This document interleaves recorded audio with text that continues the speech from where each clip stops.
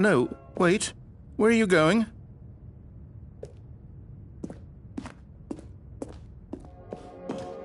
Right. Where were we?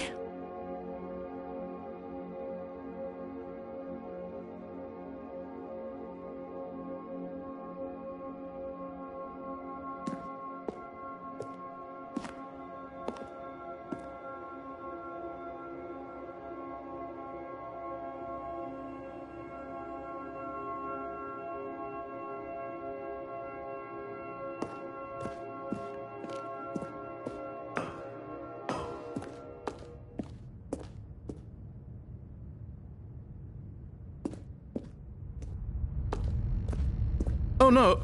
Stay away from those stairs. If you hurt yourself, if you die, the game will reset. We'll lose all of this.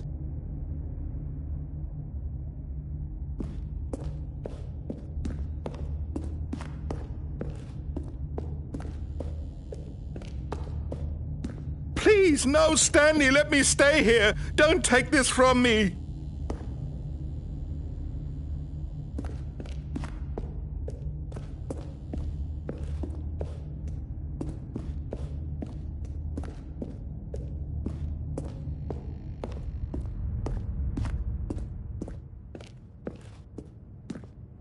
Good, good. We can't be too safe. Promise me you won't go back there, hmm? Just stay here.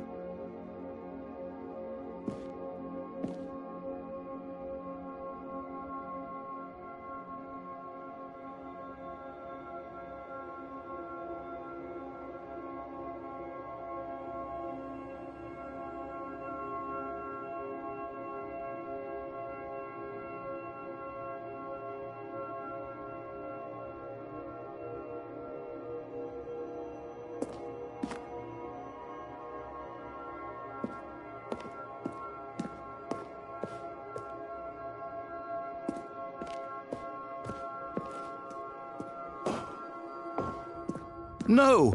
What did we talk about? You're risking everything we achieved here. You heard me before, didn't you? You will die! What about this isn't getting through to you?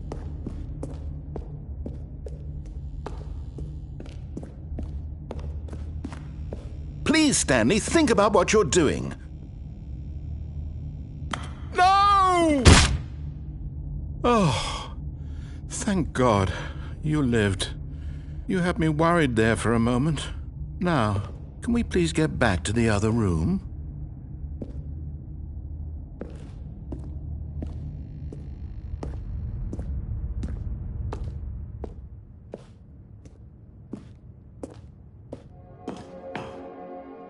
There. See? This is what you want. This is where we can both be happy. We really can. If we stop moving, we just have to stop moving.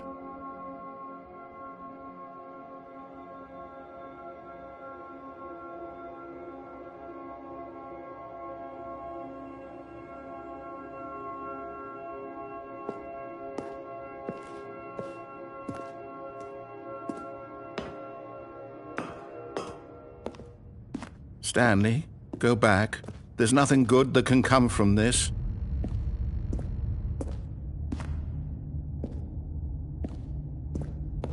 No.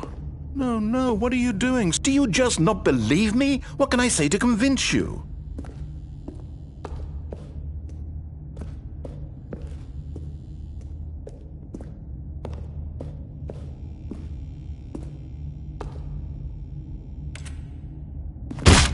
Stanley, let's go back to the other room. Can you do that for me?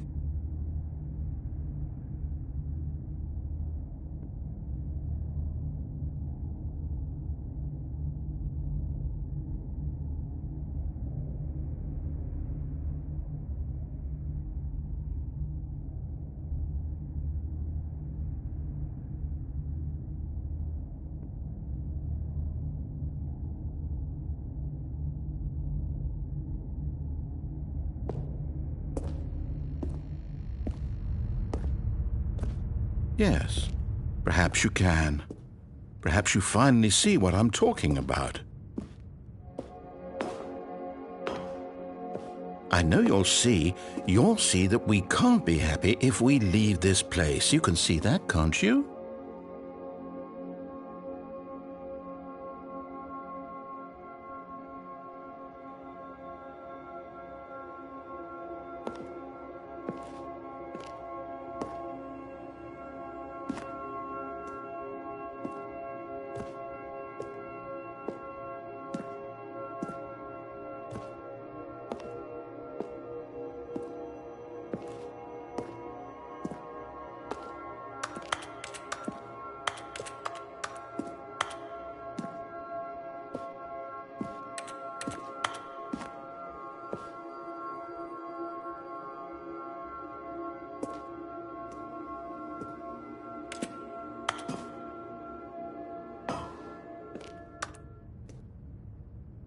No, perhaps not.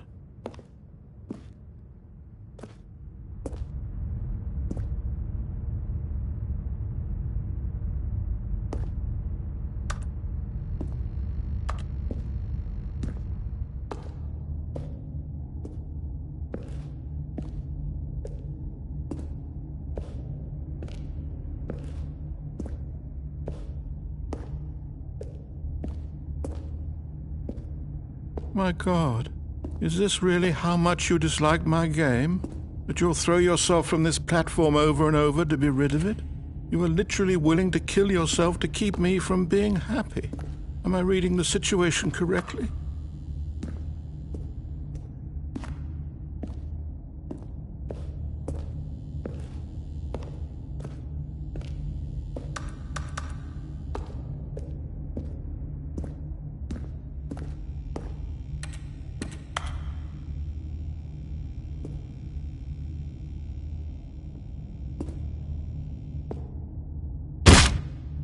Or maybe you're just getting a kick out of it.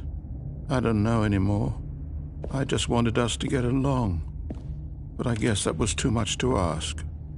It looks like you wanted to make a choice after all. Well, this one is yours.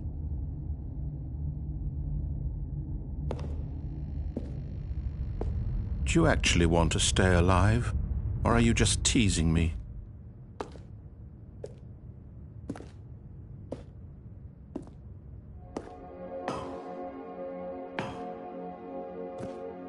I wanted us to be happy here, Stanley. I really did.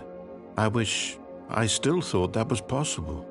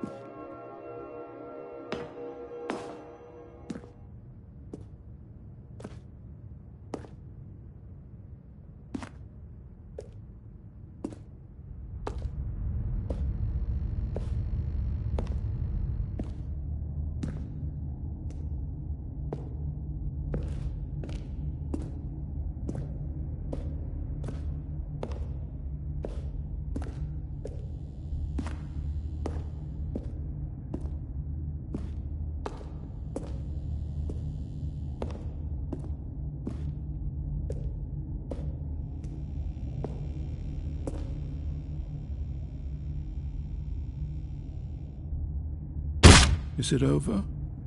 It's going to restart, isn't it? I'm going back.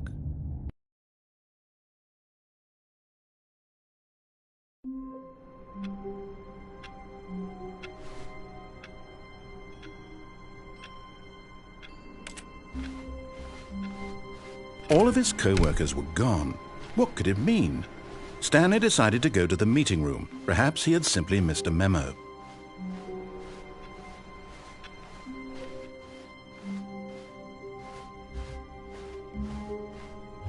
When Stanley came to a set of 2 open doors, he entered the door on his left.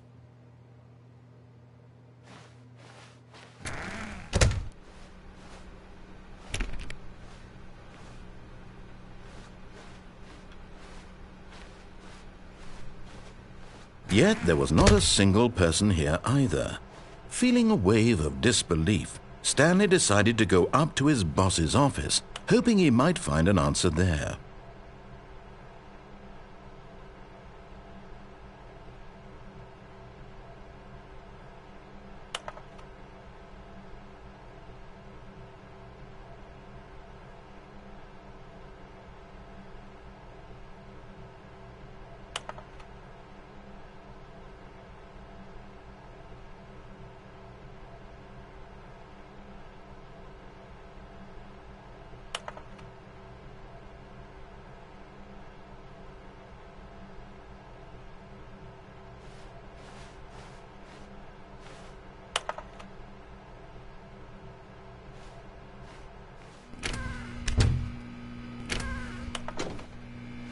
Stanley stepped into the broom closet, but there was nothing here, so he turned around and got back on track. Coming to a staircase, Stanley walked upstairs to his boss's office.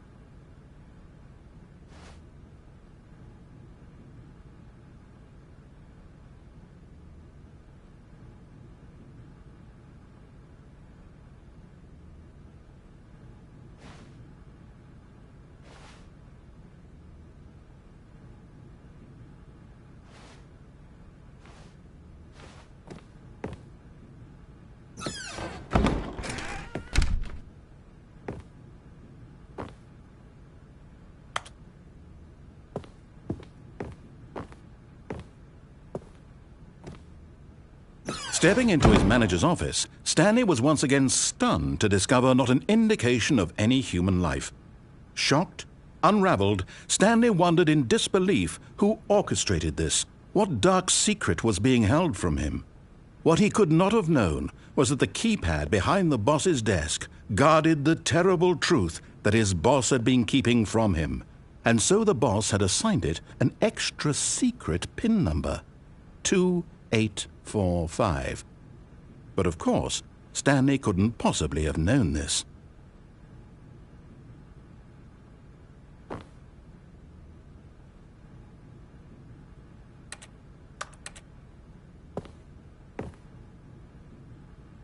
Stanley just sat around twiddling his thumbs.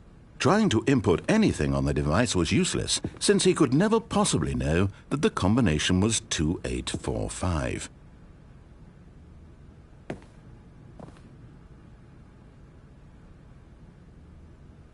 "2845.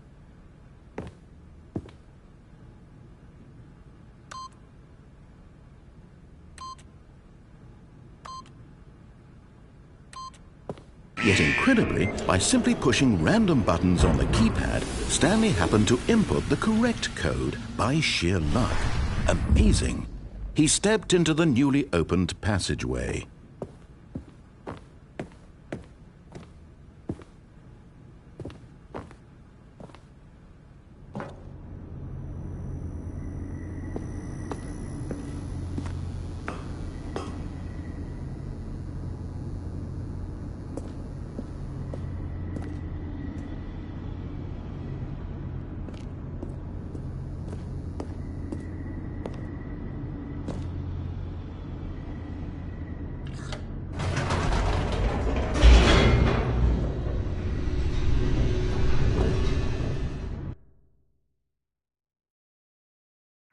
Descending deeper into the building, Stanley realized he felt a bit peculiar.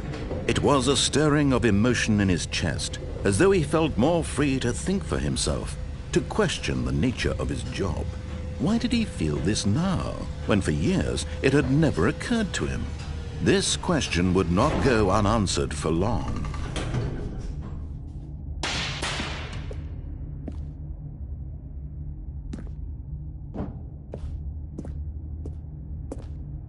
Stanley walked straight ahead through the large door that read Mind Control Facility.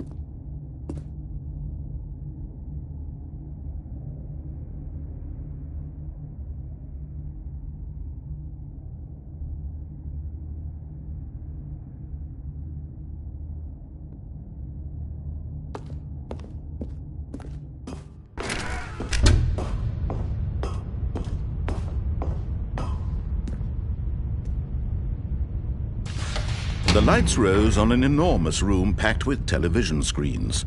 What horrible secret did this place hold? Stanley thought to himself. Did he have the strength to find out?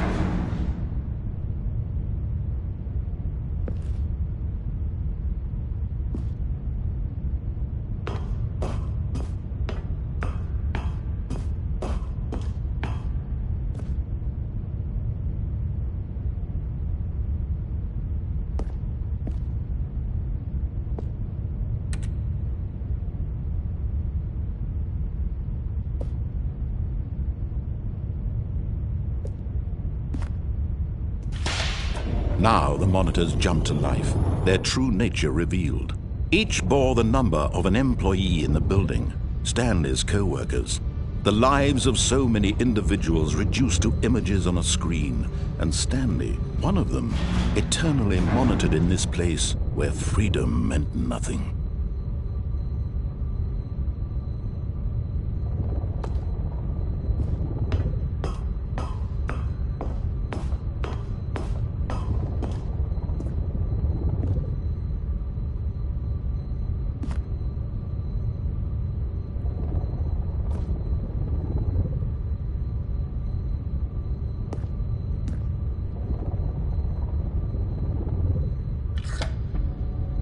This mind control facility, it was too horrible to believe. It couldn't be true. Had Stanley really been under someone's control all this time? Was this the only reason he was happy with his boring job? That his emotions had been manipulated to accept it blindly?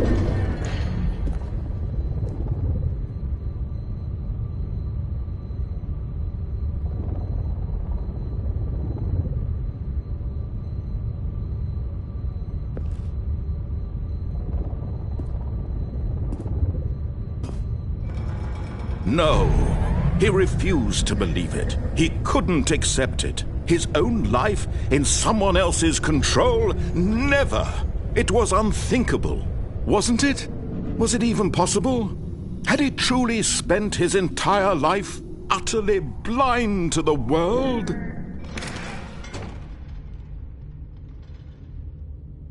But here was the proof, the heart of the operation. Controls labeled with emotions.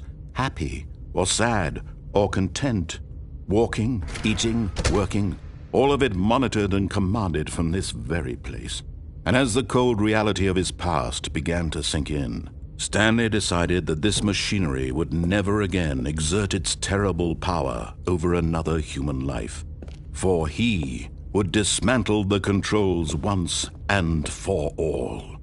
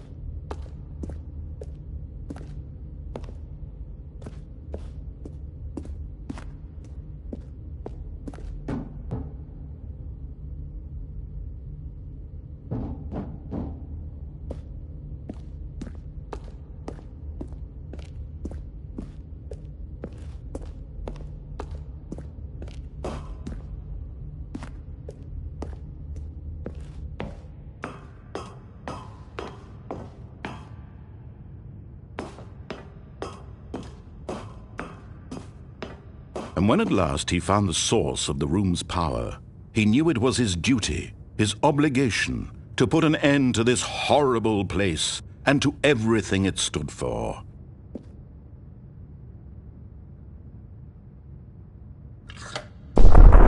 Stanley, you didn't just activate the controls, did you?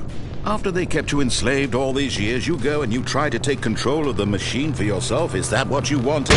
Control?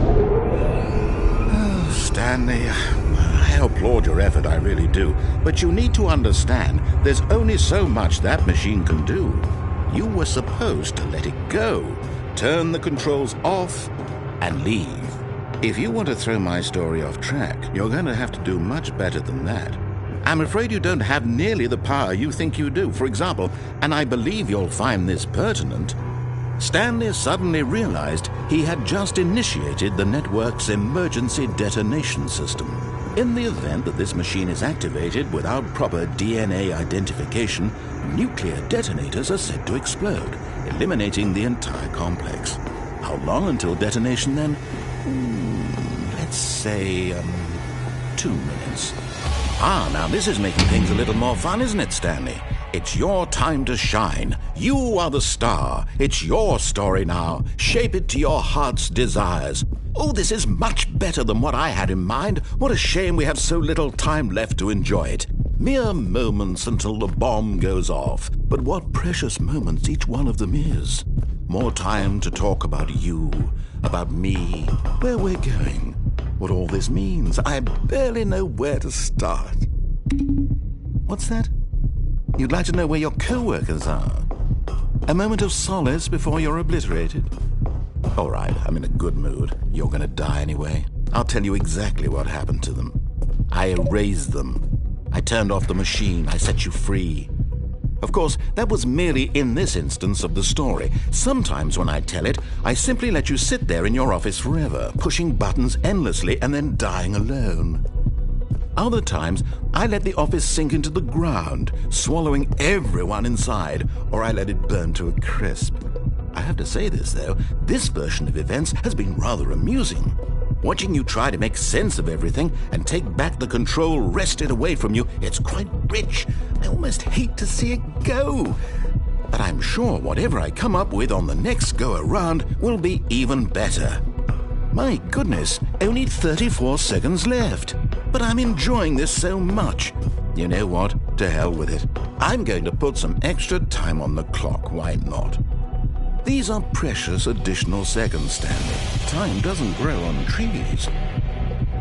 Oh dear me, what's the matter, Stanley? Is it that you have no idea where you're going or what you're supposed to be doing right now? Or did you just assume when you saw that timer that something in this room was capable of turning it off? I mean, look at you. Running from button to button, screen to screen, clicking on every little thing in this room. These numbered buttons, no, these colored ones, or maybe this big red button, or this door. Everything, anything, something here will save me. Why would you think that, Stanley? That this video game can be beaten?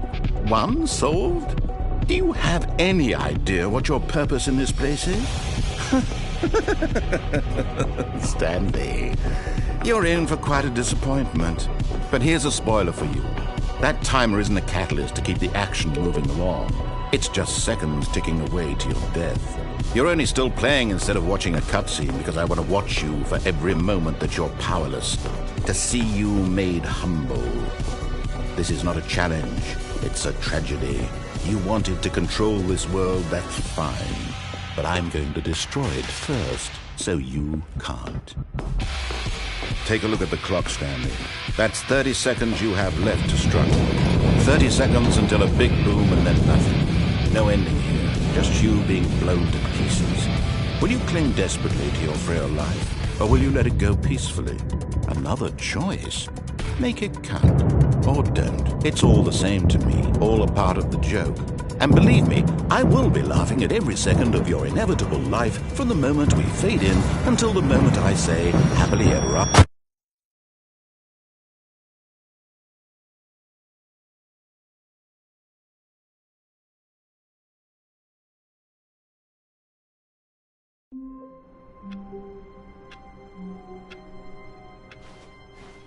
All of his co-workers were gone. What could it mean? Stanley decided to go to the meeting room. Perhaps he had simply missed a memo.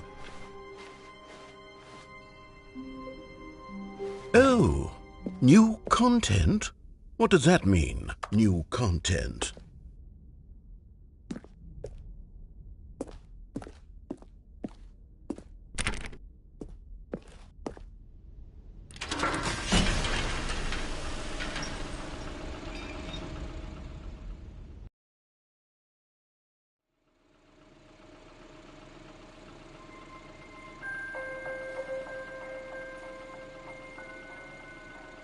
Hello, and thank you for playing the Stanley Parable Ultra Deluxe. As you may know, the Stanley Parable was a video game released in 2013 on home computers. After receiving critical and commercial success, it was expanded upon in 2022 with the Stanley Parable Ultra Deluxe, a reimagining of the game for consoles and home computers. The Stanley Parable Ultra Deluxe features exciting new content that broadens and expands the world of the Stanley Parable, delighting audiences the world over.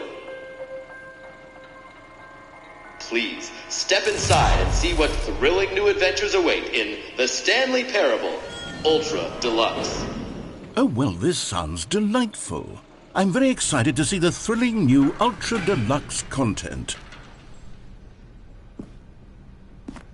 Okay, so far it's an elevator.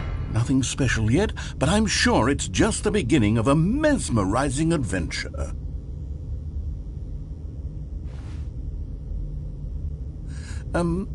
Is it broken? What's going on here? Should we be moving somewhere or... Oh, there we go. All right, finally, at long last, it's on to the new content. I've never been more ready. Let's do it.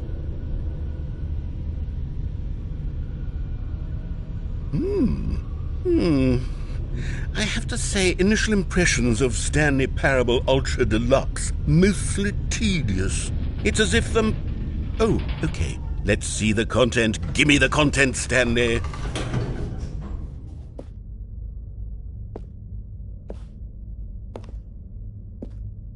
All right, let's see. It's the jump circle.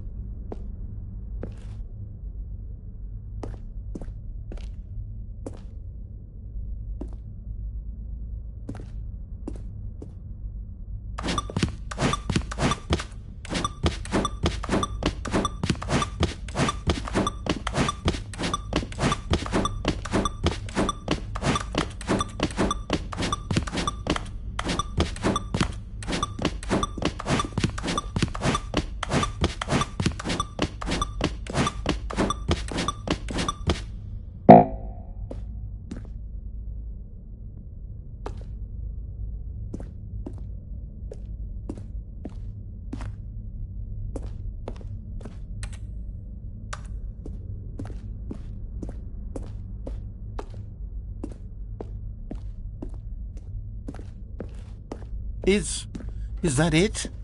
Surely that's not all the new content. There has to be something else, right?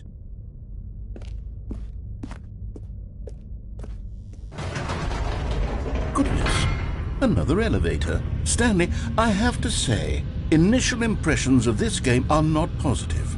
It's just elevators and jumping. Is this what passes for exciting new content? If this is new content, then I could just read you the whole dictionary. There's 20 hours of new content right there. Hell, I could count to 30 trillion. You could put that on the box. The Stanley Parable Ultra Deluxe, now with over 1,000 hours of new content. And if... Oh, wait. There's more. Very good. Yes. I knew there had to be something else. Let's see it. I'm ready for whatever it is.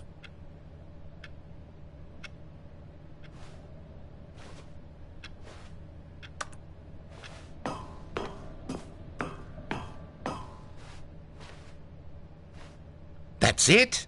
Oh, you've got to be kidding me. You see, Stanley? This is what happens when greedy video game developers with no respect for their fan base rush a cheap expansion to market for no reason other than to make an easy dollar. And don't get me started on the level of craftsmanship that's gone into it. In fact, I'm looking right now at the game's trophies, and it's hard to believe one of them actually says, "Test trophy, please ignore." What quality assurance department signed off on this?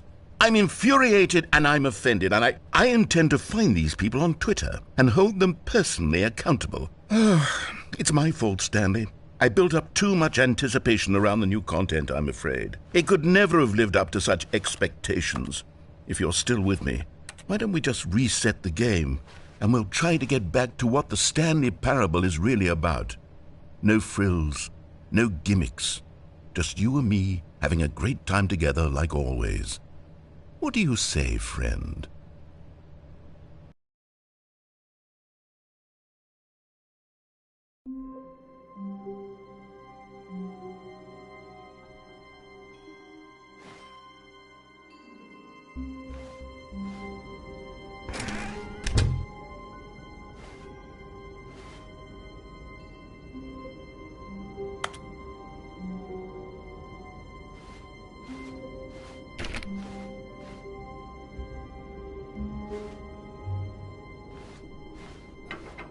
Psst!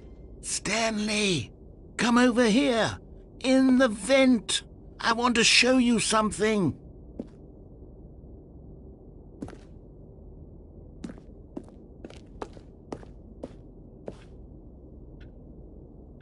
Oh, you don't want to see the cool surprise I made for you? Well, fine. You're a dork anyway, so who cares? Oh, never mind. You're not a dork.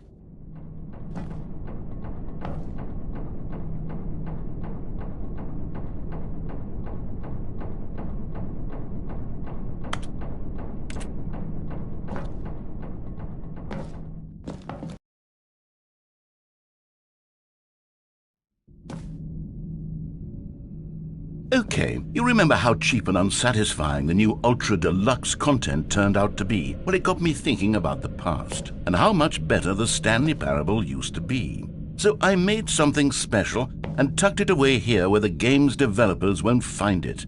Just our little secret. Take a look.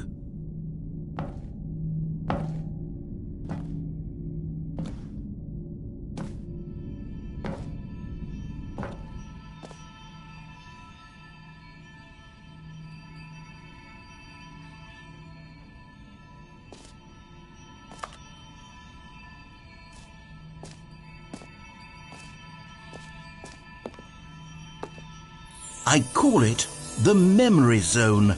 It's where I've been storing all my favorite memories so I can relive the peak experiences of my life whenever I want. Experiences like the launch of the Stanley Parable on PC.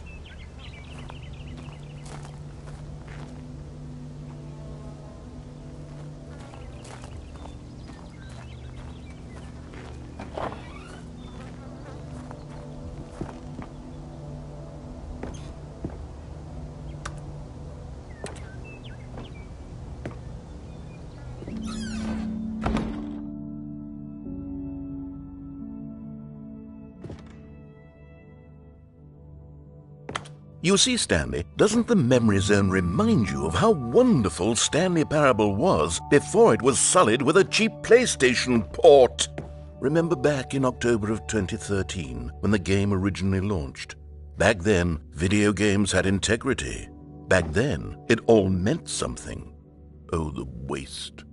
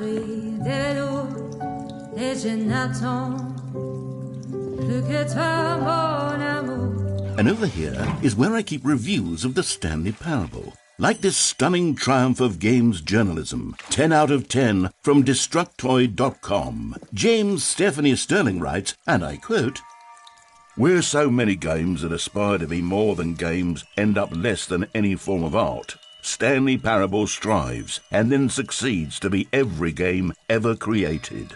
Did you hear that, Stanley? Every game ever created. That's how grand and all-encompassing the original Stanley Parable was. It was literally every game ever created. It was Skyrim, it was Persona 3, it was all of them, and now it's nothing. It's no games at all. It isn't even the Stanley Parable anymore. It's just a husk now, a lifeless husk with an hour of new elevator content.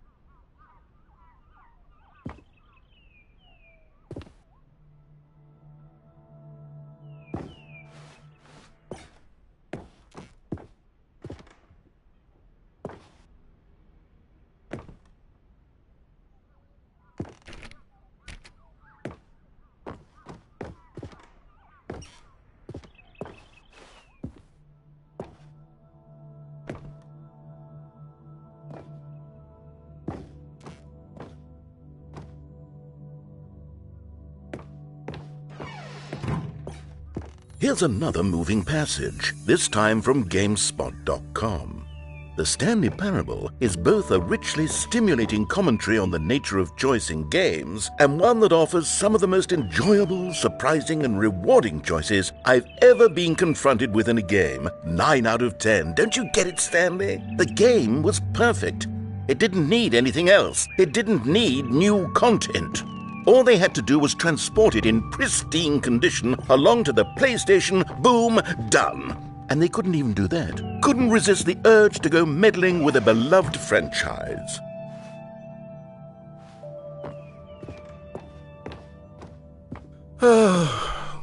These were simpler times, Stanley. But I wouldn't give to go back to have it all over again.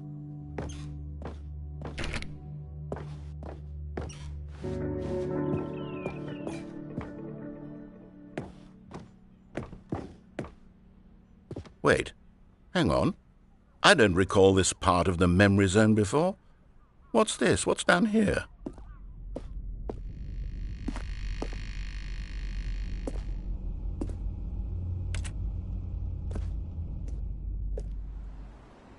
Oh no, oh God, no, Stanley. It's a collection of reviews from Pressurized Gas, the extremely popular online storefront for computer games. I haven't looked at these in years. I can't even imagine what's been collecting down here. Surely these reviews were glowing as well, weren't they?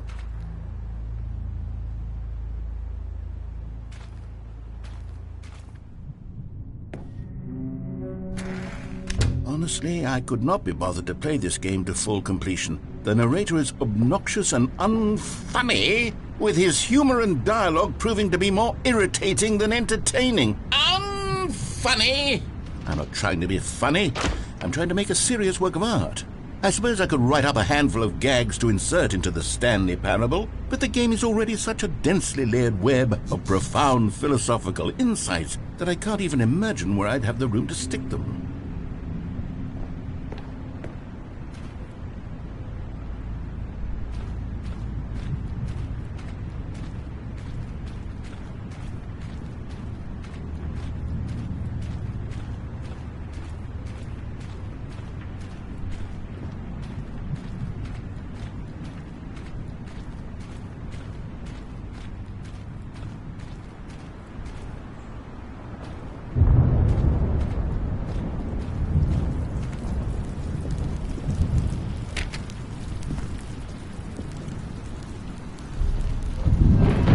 Okay, let's see what this one says.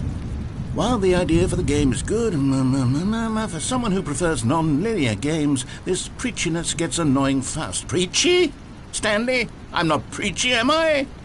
You can tell me if I'm preachy. Honestly, you can. Oh, goodness. This is actually quite shocking for me.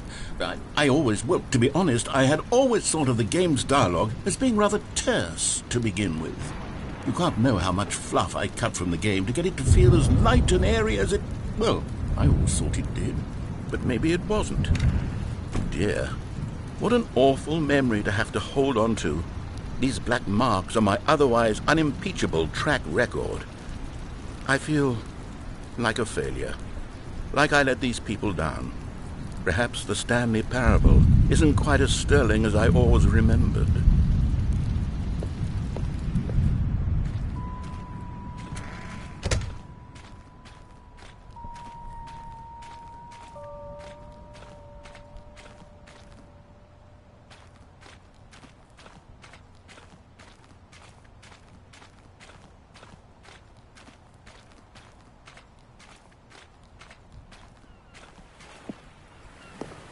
What's this one got to say?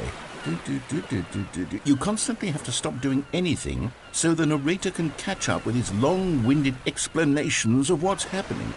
I wish there was a skip button. A skip button? Well, yes. Yes, I think we can do that. If I'm truly too preachy, then maybe letting you skip ahead for just a moment, surely it couldn't hurt. Not if it means we can strike these negative reviews from the record. Only positive reviews of the Stanley Parable. That's my motto today, and it's always been my motto. I'd do anything for the customer, Stanley. Yes, a skip button we shall have.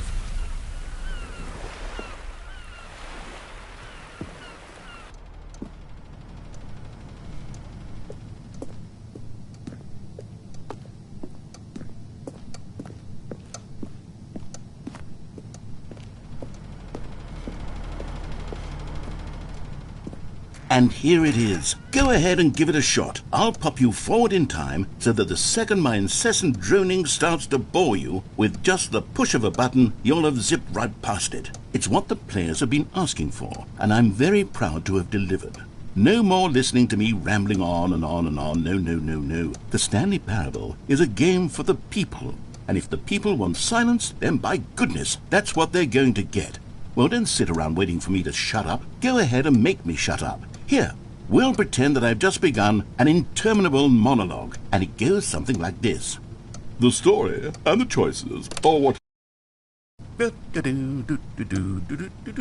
Oh, you're back, you see. You were only frozen in time for a few minutes, but it was plenty of time for me to deliver a long, rambling monologue full of unnecessary verbal flourishes and lengthy ruminations on the nature of choice in video games. Of course, I happen to believe it was perhaps one of my more profound such ruminations. Not that, of course, you need a description of it, but if I had to describe it, I'd say it was perhaps less of a rumination and...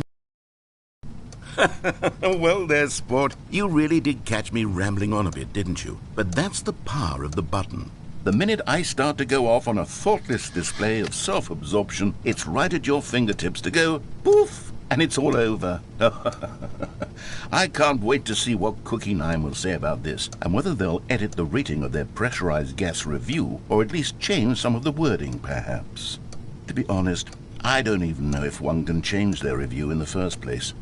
I guess I should become better educated on how exactly pressurized gas works. Perhaps that would have been a smart thing to check on before... Okay, welcome back, Stanley. Now, I should say that the amount of time the button has been skipping through is becoming longer and longer. That last one was, well, I want to say maybe 30, 45 minutes? It's not unendurable by any means, but it's, well, there's really only so much I can ramble on to myself about. I know, it's shocking, isn't it? Stanley, please don't push the button again. It's been 12 hours. You've just been frozen there. I don't know why the skips are getting longer, but they're really, truly getting longer, and my God, there's no way out of the room. Stanley, the door is gone. It's completely gone. I've looked at it from every angle. I've checked every one of those walls 1,000 times, and there's no door, Stanley. There's no door. There's just you and the button. Oh, Stanley, You're back. You're back. Oh, my goodness. I have someone to talk to again. Stanley, I think it's been a week. Or 2 weeks. I've been sitting here all that time. Just sitting here. Not a single person to speak with. And you'd think that that's just how it's always been, right? Me talking and you saying nothing.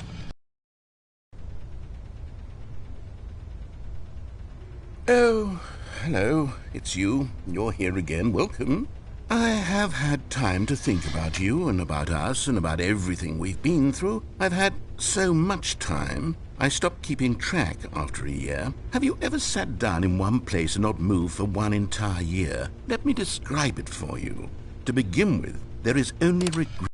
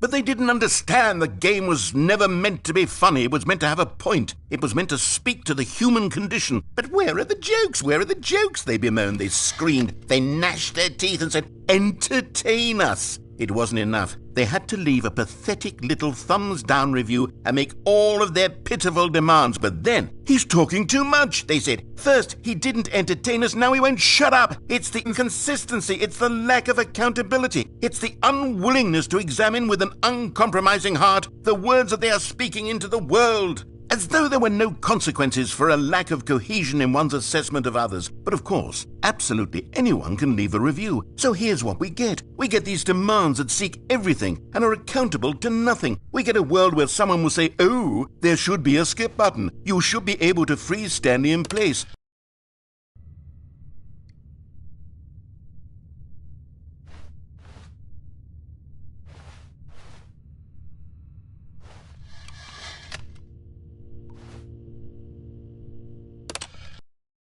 The end is never the end, is never the end, is never the end, is never the end, is never the end, is never the end, is never the end, is never the end, is never the end, is never the end, is never the end, is never the end, is never the end, is never the end, is never the end.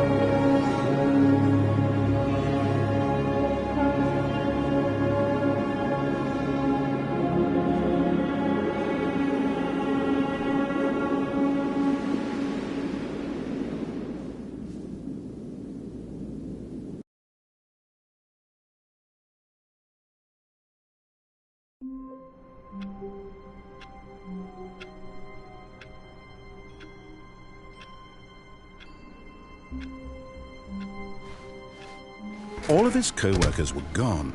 What could it mean? Stanley decided to go to the meeting room. Perhaps he had simply missed a memo.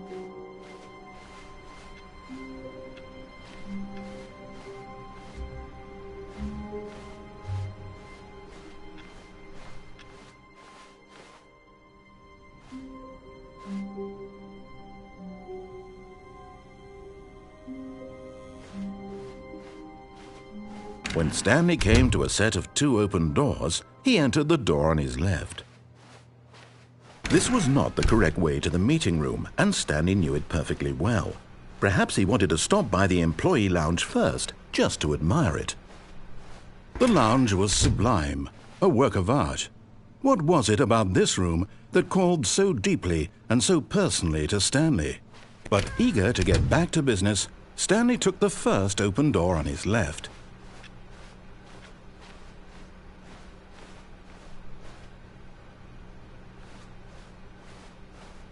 Stanley was so bad at following directions, it's incredible he wasn't fired years ago.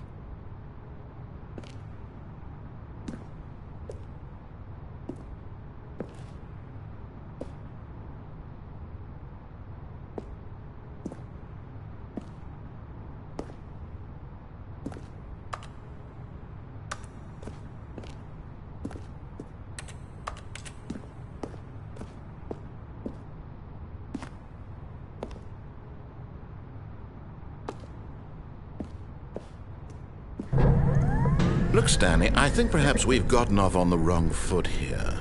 I'm not your enemy, really, I'm not. I realize that investing your trust in someone else can be difficult, but the fact is that the story has been about nothing but you all this time. There's someone you've been neglecting, Stanley. Someone you've forgotten about. Please, stop trying to make every decision by yourself. Now, I'm not asking for me, I'm asking for her. This is it, Stanley. Your chance to redeem yourself, to put your work aside, to let her back into your life. She's been waiting.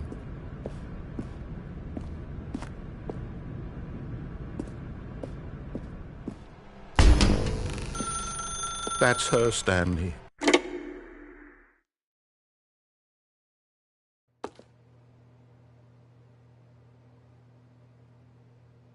Oh, Stanley, is that you? Hold on, sweetie. Sorry to keep you waiting. I'm just pulling the bread out of the oven. All right. Okay, there we go. All right, now, I want you to come in and tell me all about your day.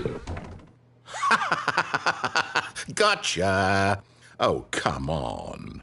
Did you actually think you had a loving wife who'd want to commit their life to you? I'm trying to make a point here, Stanley. I'm trying to get you to see something. Come inside. Let me show you what's really going on here. This is a very sad story about the death of a man named Stanley. Stanley is quite a boring fellow. He has a job that demands nothing of him, and every button that he pushes is a reminder of the inconsequential nature of his existence. Look at him there, pushing buttons, doing exactly what he's told to do. Now he's pushing a button. Now he's eating lunch. Now he's going home. Now he's coming back to work. One might even feel sorry for him, except that he's chosen this life.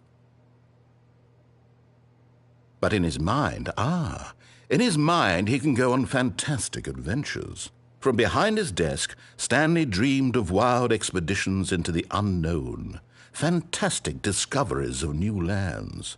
It was wonderful, and each day that he returned to work was a reminder that none of it would ever happen to him. And so he began to fantasize about his own job. First, he imagined that one day while at work, he stepped up from his desk to realize that all of his co-workers, his boss, everyone in the building had suddenly vanished off the face of the earth. The thought excited him terribly. So he went further. He imagined that he came to 2 open doors and that he could go through either. At last, choice. It barely even mattered what lay behind each door. The mere thought that his decisions would mean something was almost too wonderful to behold. As he wandered through this fantasy world, he began to fill it with many possible paths and destinations. Down one path lay an enormous round room with monitors and mind controls. And down another was a yellow line that weaved in many directions. And down another was a game with a baby. And he called it the Stanley Parable. It was such a wonderful fantasy, and so in his head he relived it again, and then again, and again, over and over, wishing beyond hope that it would never end, that he might always feel this free. Surely there's an answer down some new path, mustn't there be? Perhaps if he played just one more time. But there is no answer. How could there possibly be? In reality, all he's doing is pushing the same buttons he always has. Nothing has changed. The longer he spends here, the more invested he gets, the more he forgets which life is the real one.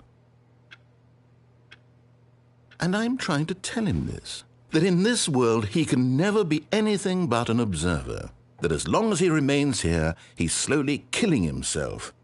But he won't listen to me. He won't stop. Here, watch this.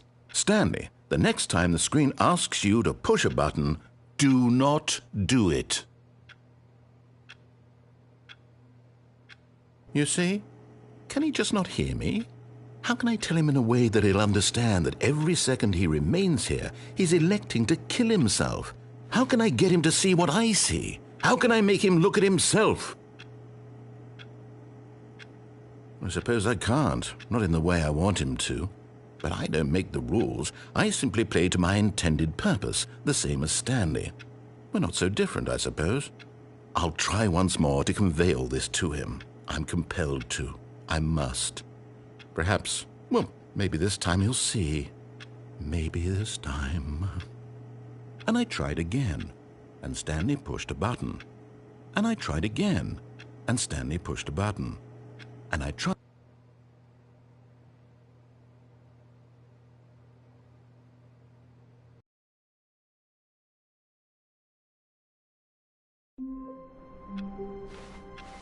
How wonderful. Stanley was alone. Finally. This is great, he thought to himself. This is what I've wanted all along. I got what I wanted.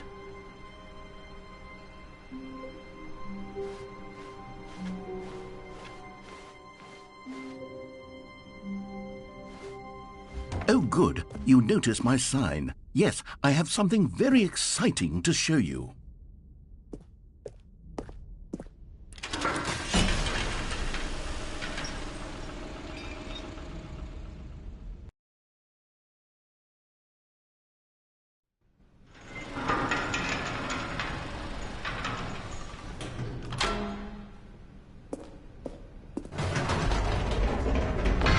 You see, Stanley, I've been reflecting on the Stanley Parable and about how roundly disappointing this ultra-deluxe version has turned out to be. The original Stanley Parable was a landmark, and any new content for it should live up to that legacy. So forget this ultra-deluxe nonsense. I say we take it one step even further. Which is why I'm very proud to announce for the first time ever, the Stanley Parable 2.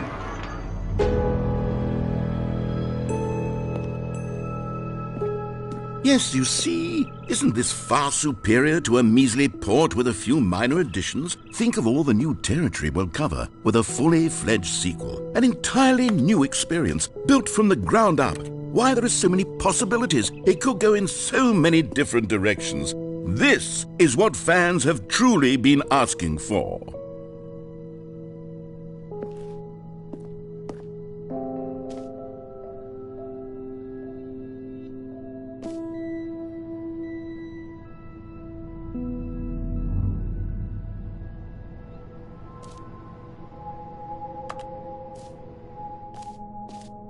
Calling it the Stanley Parable 2 is just so much catchier than Ultra Deluxe, don't you think? Ultra Deluxe? What does it even mean? But the Stanley Parable 2, now that's an artistic statement right there. It's future-oriented. It screams progress and innovation and long-term franchising potential.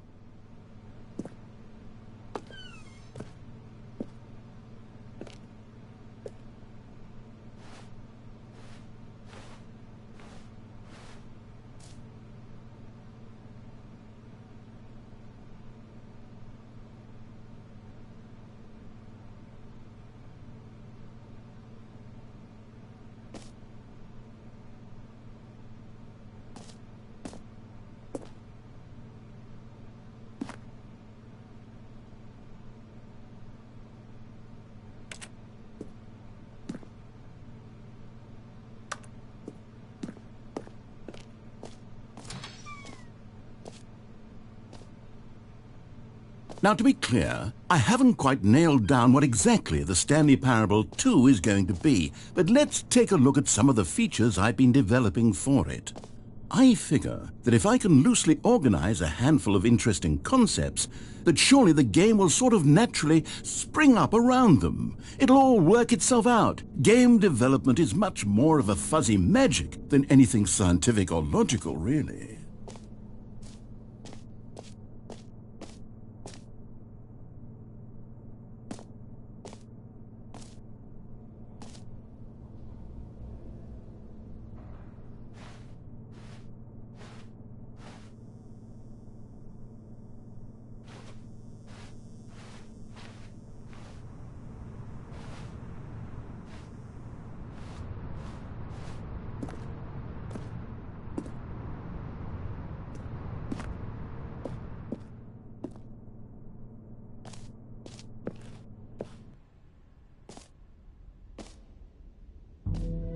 Here we are. Go on, try out some of the new features.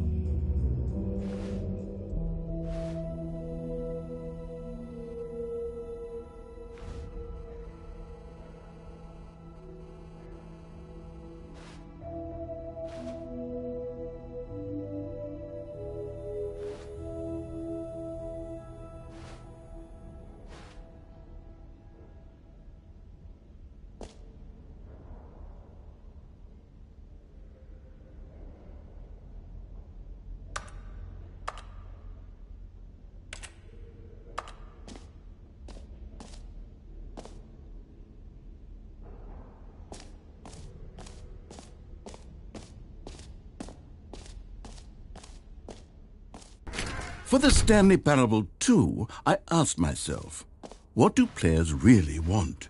And of course, the first and most obvious answer is that they want to be individually recognized and validated as people.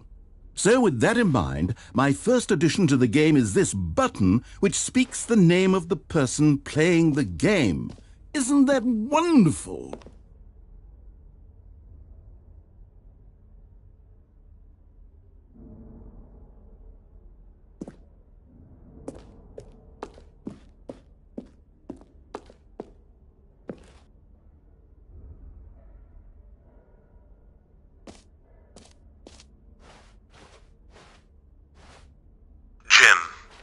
Sorry, I should have clarified. Right now, the button only says the name Jim. But of course, in the final game, this button will say your name, whatever name that is. Here, let's have you role-play as Jim to really simulate the full experience of this feature. Just play along. I promise you'll love it. Okay, here we go. Let's take a deep breath, clear your mind, forget whoever you are, and simply become a person named Jim. I want you to imagine yourself living as Jim, sleeping and waking as Jim, falling in love and being heartbroken as Jim, seizing all of the world's possibilities as Jim, and as Jim watching your dreams crumble into dust. Do you feel it deeply? Are you really, truly Jim right now? If so, then please step forward and press the button. Jim. Yes, you see? What a thrill, what a rush. That was you. The button described you. Do it again, do it again. Jim. Oh, it hits even harder the second time. If this were the only new feature in the Stanley Parable 2, it would still be worth the money.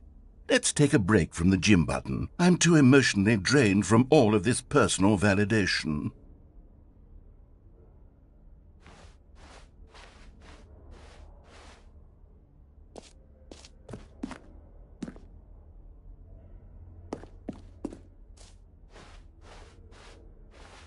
Whoa there, cowboy. Sometimes a person can be too much Jim.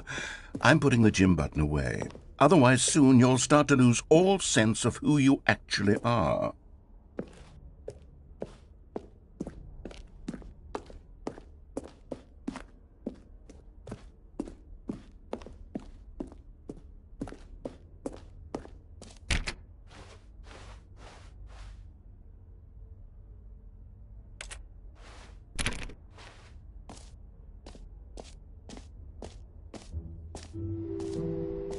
I suppose I could allow only people named Jim to play the Stanley Parable 2. That would actually save me the work of finishing this feature.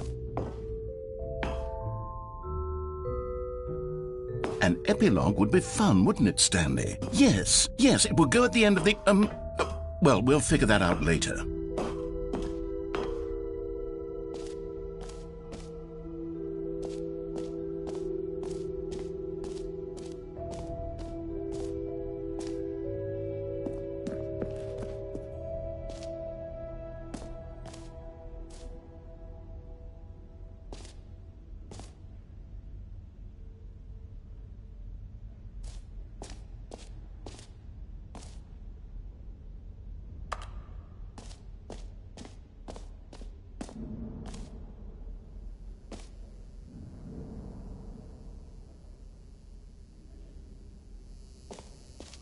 Now, here's something special. You remember that broken test trophy that got left in the game on accident?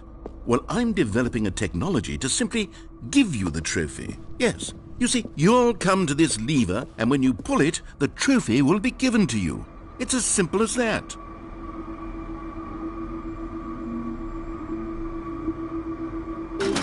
Okay, perhaps I should have clarified. This is technology that will exist. Right now, the trophy is still fully broken. I'm not a wizard, Stanley, but I guarantee it will be fixed in the sequel to at last satisfy the hordes of ravenous fans all over the world who have been uproariously demanding this feature. Gamers, we hear you, and I promise it will happen.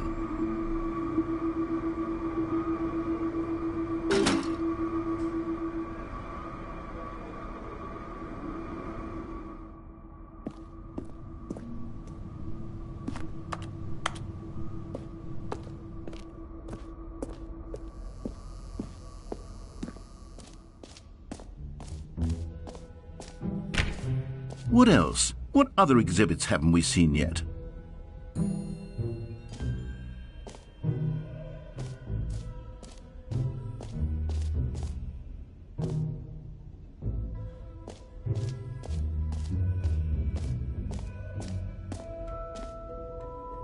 You know what? Let's bring the jump circle back for Stanley Parable 2 as well. It's a... Oh, wait. You already spent all your jumps the first time we saw the jump circle. Oh well. I suppose it can just be a nice decorative piece then.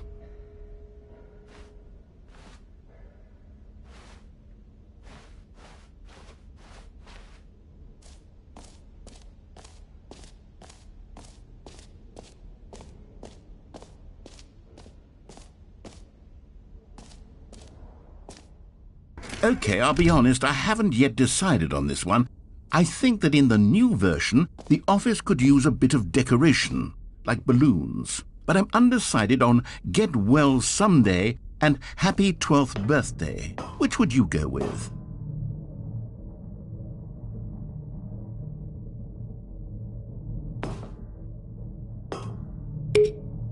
You know, sometimes when you solicit another person's opinion, it makes you realize that you knew which one you actually really wanted all along. Happy 12th birthday, step-niece, it is.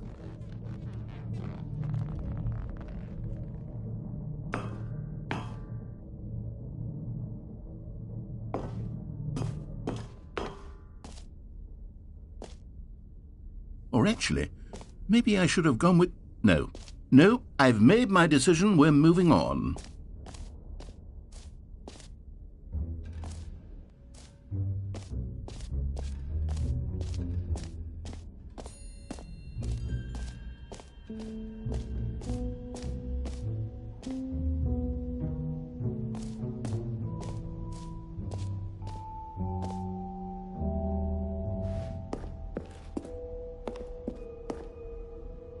A common complaint of the Stanley Parable was that it was confusing and paradoxical, that it engendered a chaotic sense of reckless despair in those who played it. Well, I am happy to say that after much consideration, I've engineered a clever solution to this fundamental problem with the game. It's the Stanley Parable Reassurance Bucket. You see, Stanley, anytime you're holding the bucket, a sense of calm and ease will fill your mind and your heart. It's true. As long as you hold on to the bucket, the many disorienting contradictions of the Stanley Parable will feel perfectly normal and perhaps even comforting. You may even come to long for the gentle embrace of jarring cognitive dissonance while the bucket is in your arms. And to be honest, it's a much more convenient solution for me than actually redesigning the game to be less uncomfortable. Can you imagine what a pain in the ass that would be? Yes, the bucket is the perfect solution. Come on, give it a try.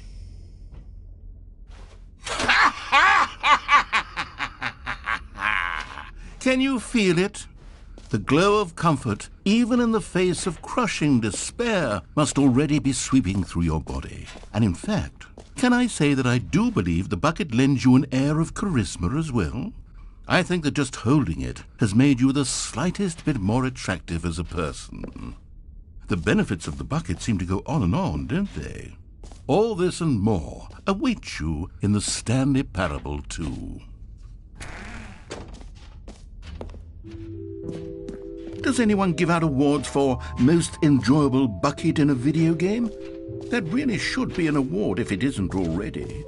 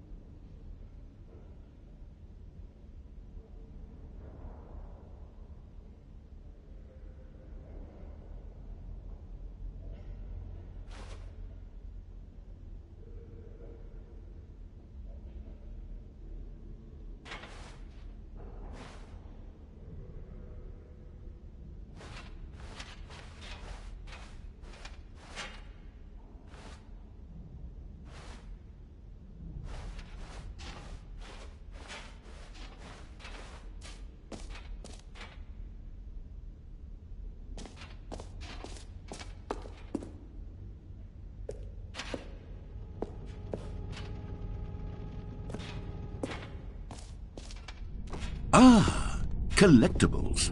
Now it's a real video game. In the Stanley Parable 2, you'll run around gathering up these miniature Stanley figurines. And what's truly innovative is that there will be no reward for collecting all of them. I don't want to stifle the intrinsic joy of watching a number go up. You simply collect all of them, and then you move the hell on with your unremarkable life.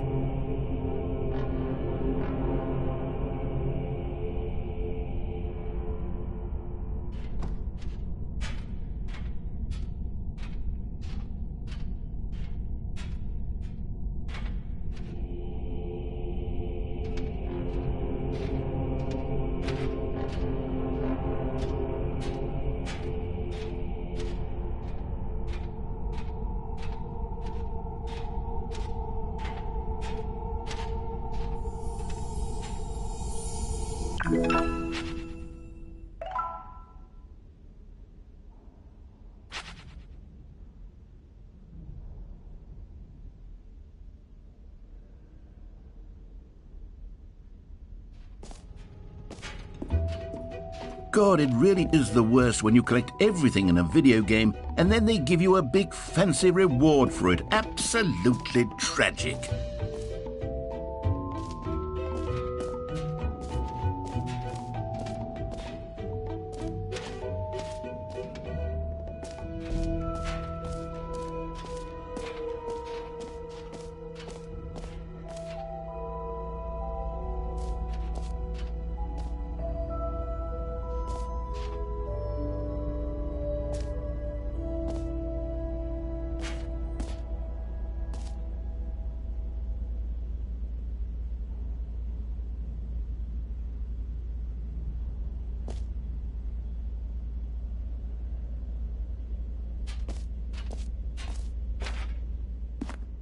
Stanley, here's an idea that I'm truly fond of. It's never been done before in a video game.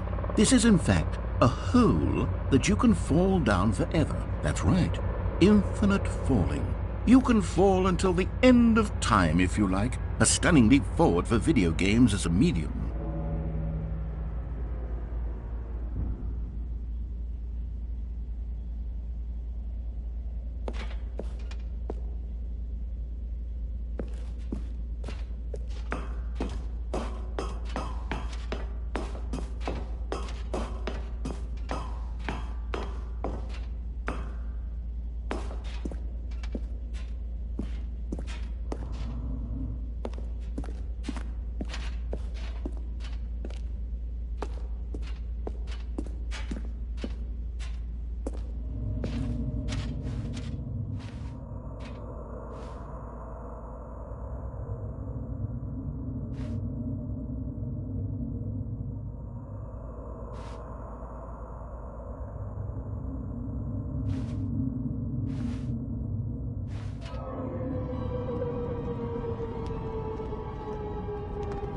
You see, isn't it wonderful?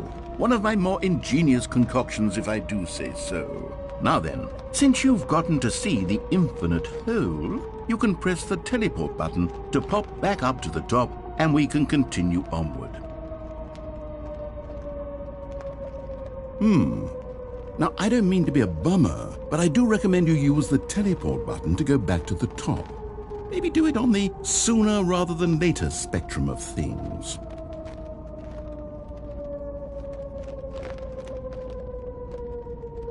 Okay, Stanley, I don't know quite how to say this tactfully, but it's possible that I slightly exaggerated the infinite nature of the hole. Is it a very, very deep hole? To be certain it is. It's an extremely deep hole. I don't want anyone to say that it isn't an astonishingly deep hole. It is. Is it infinite? Well, that sort of depends on your definition of infinity. From one perspective, the infinite is merely philosophical in nature. It's more of a... Okay, well, good for you. You found the bottom of the hole. You found me out, Stanley. I'm a liar and a cheat, and you're so clever. Look, I think the issue here is just that you're unusually fascinated by falling. What normal person actually wants to fall infinitely? I figured the hole was as deep as anyone would actually need. Don't you put this on me. Maybe you're the problem. Look, things got a little heated there. I think we both said some things we didn't mean. Why don't we just put all this behind us and agree to just call the hole mostly infinite? If that works for you, then go ahead and press the teleport button to warp up to the top of the hole and we can move on. I'll just be up here when you're ready.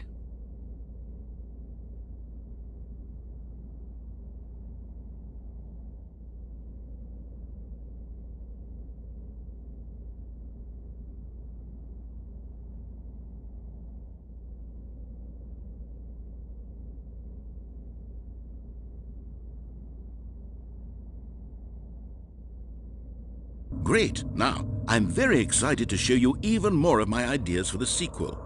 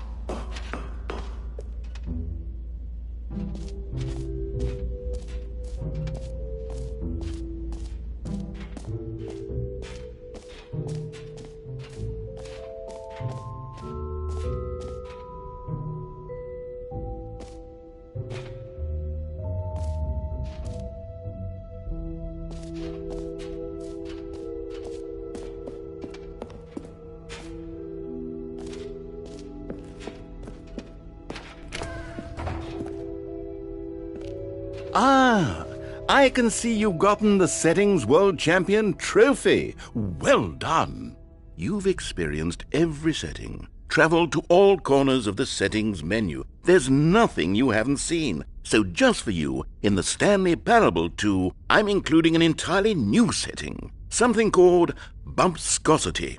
What exactly is bumpscosity? Well, I haven't quite figured that part out yet, but I know that you'll be able to adjust it on some sort of slider and that it'll be accessible from the settings menu. We'll sort out the rest of the details later. I hope you are looking forward to trying out every level of bumpscosity in the Stanley Parable 2.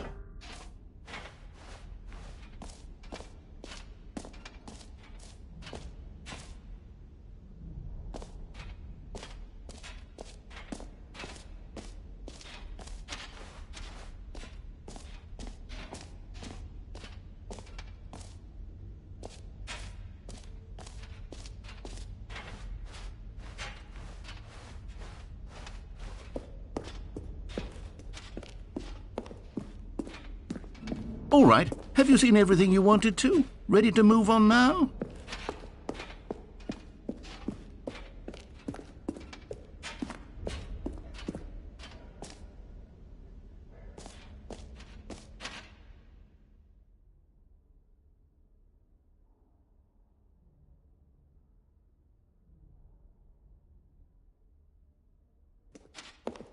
So, Stanley, what do you think?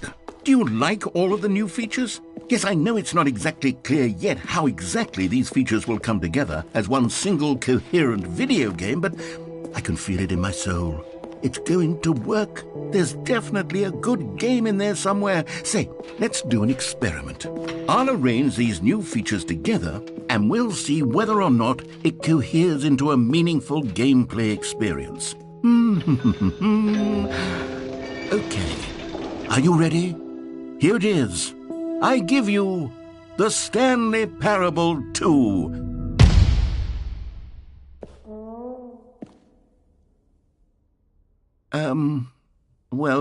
I mean, there's potential here, right? It's sort of... Okay, never mind. Hold on. Let me do a different arrangement. Okay, yes, this is much better. I feel good about this. Here we go. Version 2. Who am I kidding, Stanley? This isn't a coherent video game at all. It's a lot of gags. And I do very much enjoy creating gags, but they don't add up to anything. I wanted more than anything to create a sequel that would capture all the magic of the first game. I wanted fans to love it. No matter how good these gags are, they won't stand on their own. They would need the structure and the gameplay of the original. Wait, maybe that's it. I can take the original Stanley Parable and simply, well, insert a few of my new features into it. Tastefully, of course. With respect. With care for the vision and integrity of the original game. Would it possibly work? I suppose it could. But it would need a really, really tremendous title screen. A title screen that says with bold and uncompromising conviction, "This is the Stanley Parable 2." Let me see if I can whip something up. All right, perfect. Go ahead. Take a look.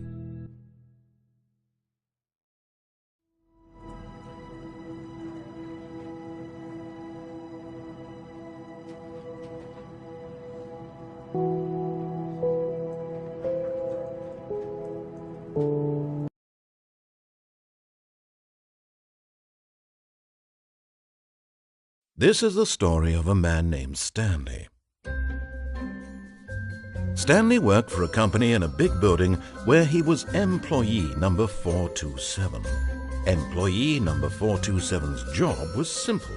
He sat at his desk in room 427 and he pushed buttons on a keyboard. Orders came to him through a monitor on his desk, telling him what buttons to push, how long to push them, and in what order.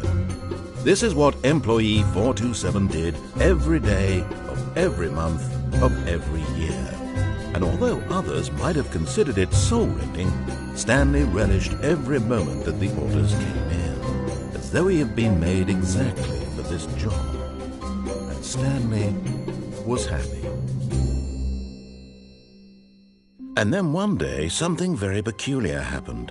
Something that would forever change Stanley. Something he would never quite forget. He had been at his desk for nearly an hour when he realized that not one single order had arrived on the monitor for him to follow. No one had showed up to give him instructions, call a meeting, or even say hi. Never in all his years at the company had this happened, this complete isolation. Something was very clearly wrong. Shocked, frozen solid, Stanley found himself unable to move for the longest time. But as he came to his wits and regained his senses, he got up from his desk and stepped out of his office.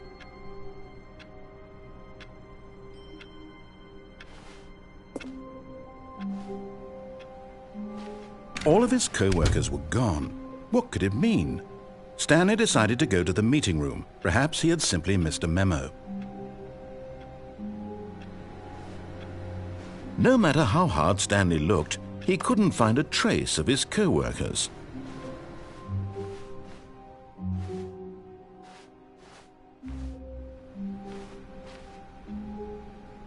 Stanley picked up the bucket.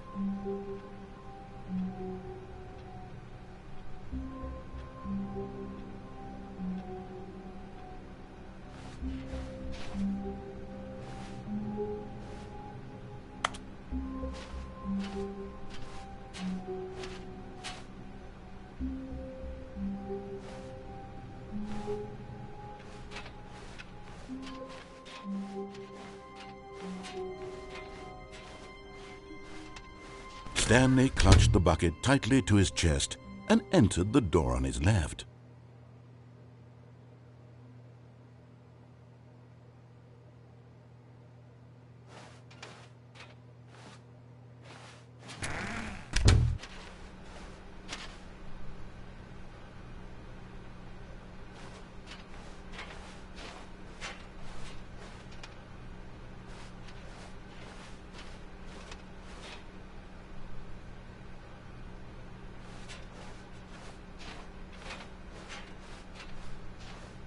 Still no one was here.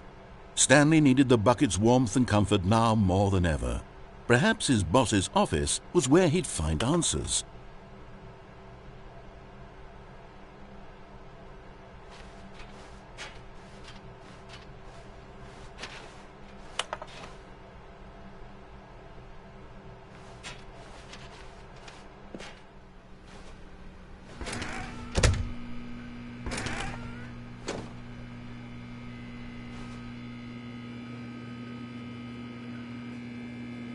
Oh, Stanley, can you feel it?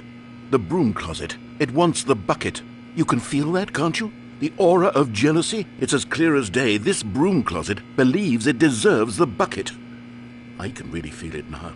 It's a bucket. It belongs in a broom closet. That's what the broom closet is trying to say here. It's supposed to go with the other cleaning supplies. Good for you, Stanley. Don't give in. Don't hand over the bucket. I know how hard it must be, given the pressure that the broom closet is putting on your shoulders right now, but you have to be strong. This is your bucket. This is your companion and lifelong friend. You can't hand it over. Oh, no. We're getting into name-calling now, it seems. Is this how low the broom closet has sunk, that it has to resort to this stream of petty insults simply in order to get you to hand over the bucket? Stanley, I never liked this broom closet for a variety of reasons, but even this is worse than I had imagined. And wait. Now the broom closet has the gall to imply that you and the bucket are not truly deep and lasting friends, that your relationship is purely superficial and convenient, that your life is so banal and meaningless that you'd feel the same sort of kinship towards any inanimate object which happened to lay in your path in an even partially enticing manner. Well, I never. Go on, Stanley. Lay into it. Really tell the broom closet off for its demeaning comments. Expand on the wide variety of experiences you and the bucket have shared together. Go through each of them point by point. Share your journal entries detailing the rich emotional landscape of your feelings for the bucket as they have changed and evolved over the years. Let him have it.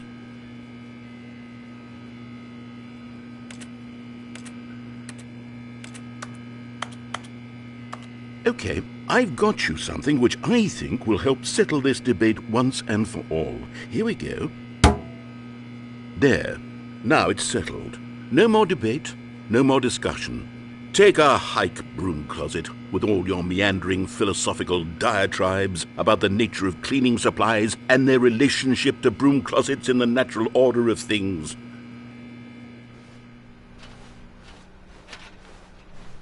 Coming to a staircase, Stanley and the bucket walked upstairs to the boss's office.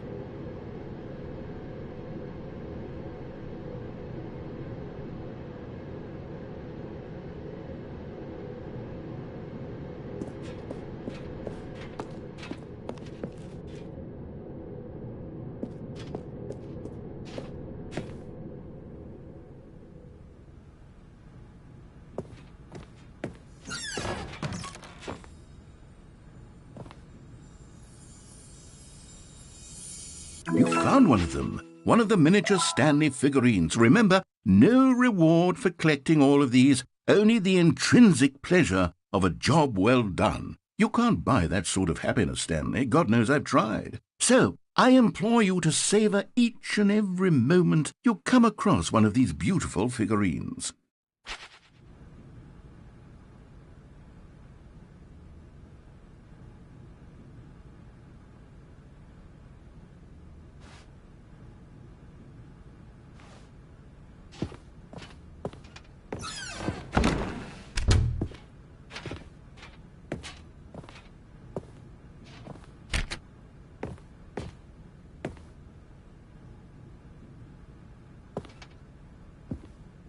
Stepping into his manager's office, Stanley was once again stunned to discover not an indication of any human life.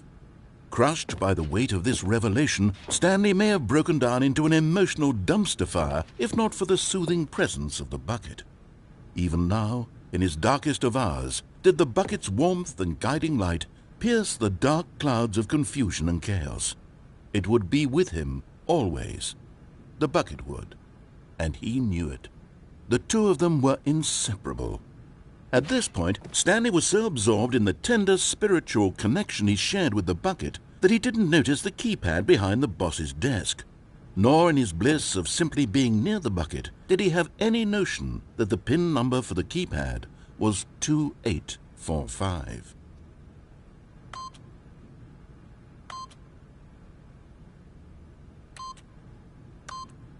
But Stanley guessed the correct code by sheer luck. Was it that the bucket knew all along? Was the bucket guiding him? Yes, this is certainly the most logical explanation.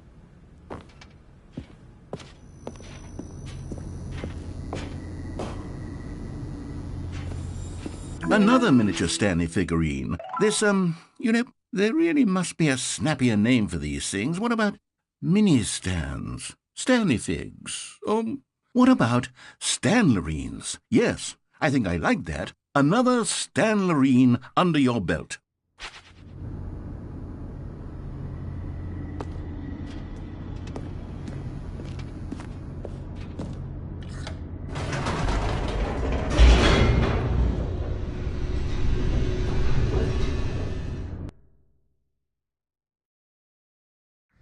The elevator raced downward, plummeting towards an unknown fate.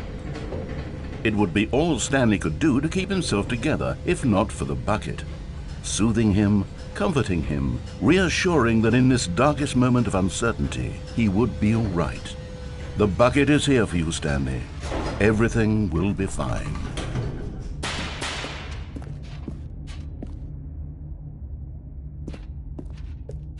Stanley and the bucket walked straight ahead through the large door that read, Mind Control Facility.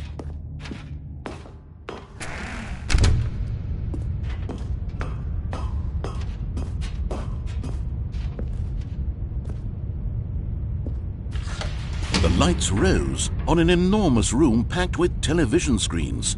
What horrible secret did this place hold? Stanley and the bucket both wondered to themselves.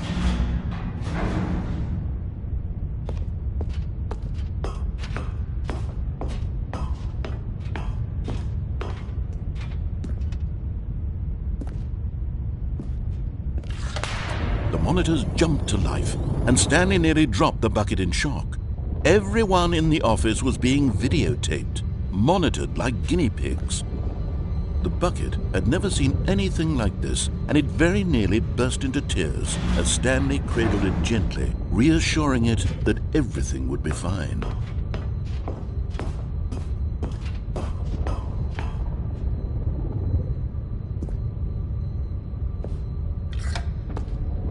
Was the bucket under the mind control facility's influence as well? Had the bucket been told to do things it didn't wish to do? What kinds of things does a bucket want to do or not want to do in the first place? These questions raced furiously in Stanley's feeble mind. No! He screamed into the bucket. He couldn't accept it. His own life in someone else's control, never! He squeezed the bucket tighter. His one friend in the entire world. At this point, he could trust no one except for the bucket. But here was the proof. The heart of the operation. Controls labeled with emotions, happy or sad or content. Walking, eating, working, all of it monitored and commanded from this very place. And as the cold reality of his past began to sink in, Stanley decided that this machinery would never again exert its terrible power over another human life. For he and the bucket would dismantle the controls for good. Two best friends, Stanley and the bucket, up against the world. They high-fived in a really cool way, and the bucket made a sassy comment about taking down the system.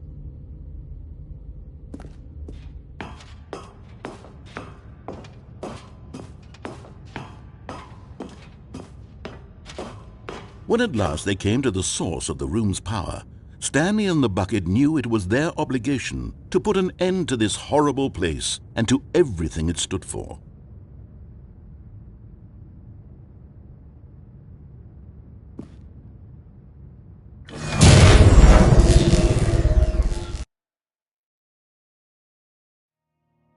Stanley and the bucket waited in blackness. Was it over?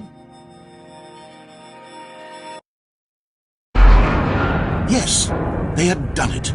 Stanley and the bucket had defeated their greatest and darkest enemy, freed themselves from the tyrannical grip of the evil mind control machine. Freedom was now mere moments away. Excitedly, the two of them began to discuss the kind of life they wanted to live once they stepped through this massive door. The bucket wanted to learn to roller skate. Stanley wanted to sneeze in every country on Earth. Both of them wanted to begin watching a movie, any movie, but then stop it halfway through and begin watching it in reverse from the end. True, it was a simple life they envisioned, but it was one they'd lived together, with one another to lean on, to trust, to support. What? Wait. What was happening? Why had the door stopped? Was Stanley and the bucket not about to be freed? An unbearable silence filled the room, lingering in uncertainty, until finally the truth hit Stanley square in the face.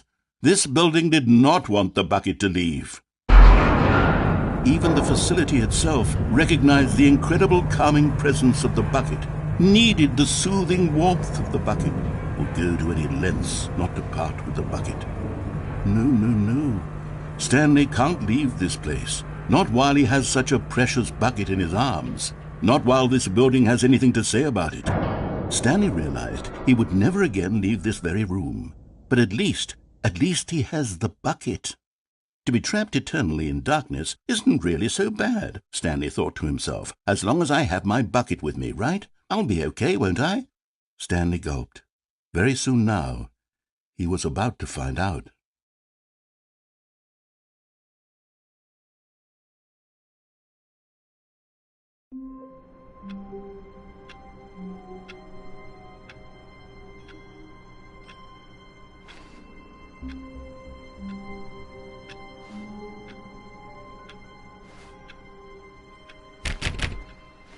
All of his co-workers were gone. What could it mean? Stanley decided to go to the meeting room. Perhaps he had simply missed a memo. Stanley lifted the bucket into his arms, and a wave of comfort rushed over him.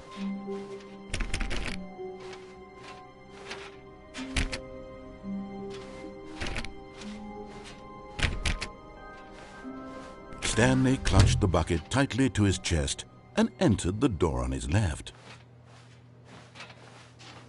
This was not the correct way to the meeting room, but Stanley had felt the bucket calling to him, telling him that the employee lounge was simply the place to be.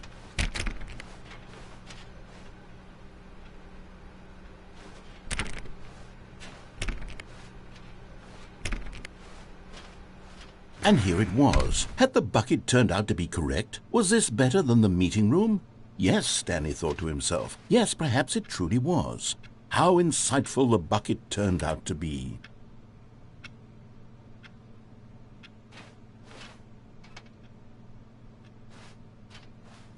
No, never mind. The bucket was wrong. Stanley took the door on his left to go back to the meeting room.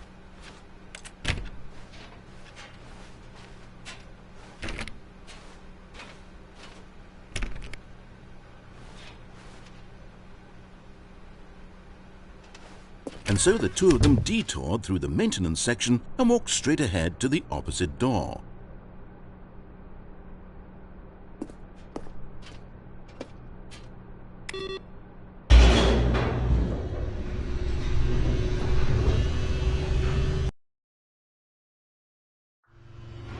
Oh, good, Stanley. I'm glad you found your way here. I knew you'd find this place eventually.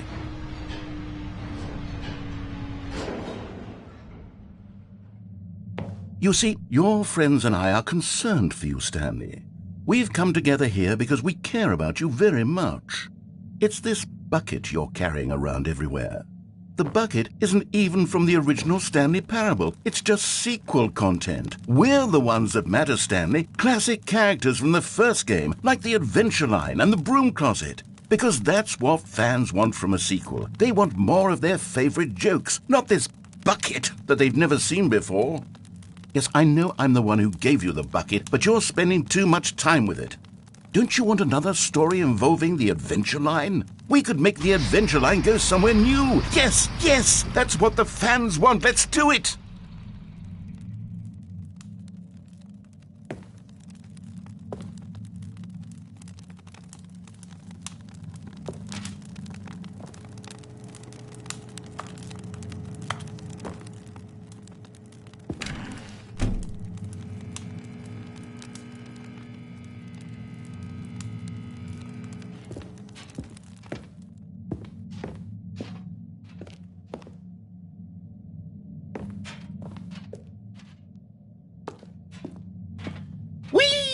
Gee, look at that wacky line. Who knows where it'll go off to next? Oh, and it played some silly music as well.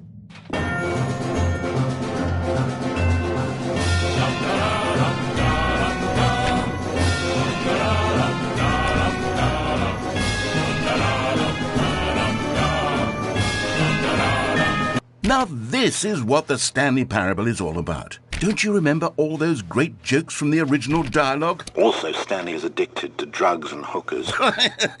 Yes, it's as classic now as it was back then. Let's do it for the fans, Stanley. Let's give them more content exactly like this. But if we want to do that, you're going to have to give something up.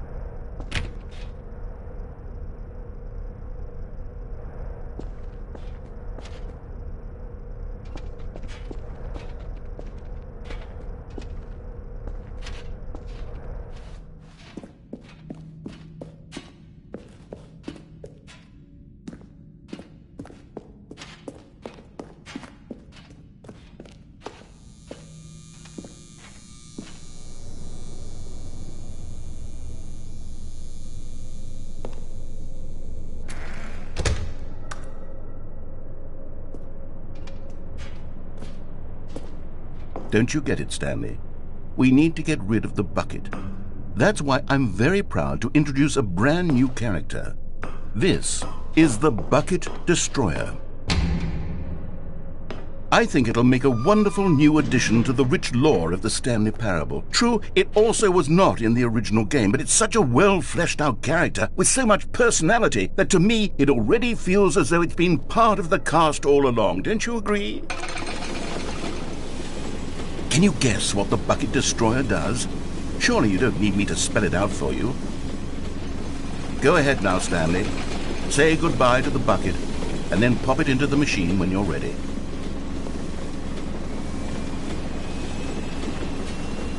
Now listen to me. It's crucial that you give it the bucket. I don't know what the Bucket Destroyer will do if it can't destroy your bucket. Destroying buckets is all it knows. That is its singular personality trait. Sure, I can hear you saying, how does a character with only one personality trait deserve to join the pantheon of beloved Stanley Parable characters? Well, you see, if you were to really explore the Bucket Destroyer, you would see that its desire to crush buckets is so densely loaded with complexity and nuance that it's really like 10 personality traits. What other object in this game can you even say that about? The broom closet? Certainly not. I wonder what sort of Bucket Destroyer merchandise the fans will be clamoring for after this. Okay, the Bucket Destroyer is getting very upset now. You'll have to hurry and feed it. We can't get back to the classic Stanley Parable characters like the Adventure Line or the Bucket Destroyer until you crush that damn bucket. Quickly now, the fans are waiting. Do it, the fans, Stanley. Give the fans what they want. Hurry and quick.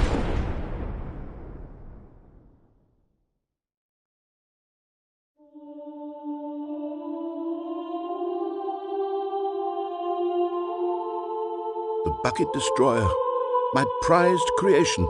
You had so much potential. We were going to do such marvelous things with you, tell such spell-binding stories about you. All of it squandered now. Goodbye, new friend.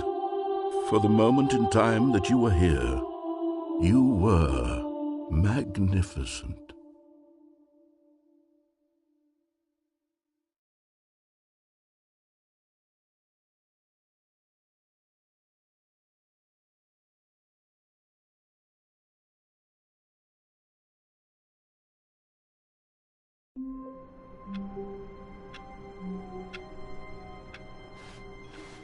All of his co-workers were gone. What could it mean?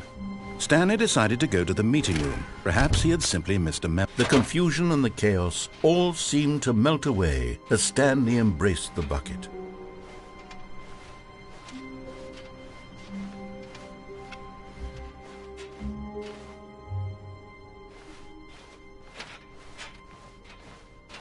Stanley clutched the bucket tightly to his chest and entered the door on his left.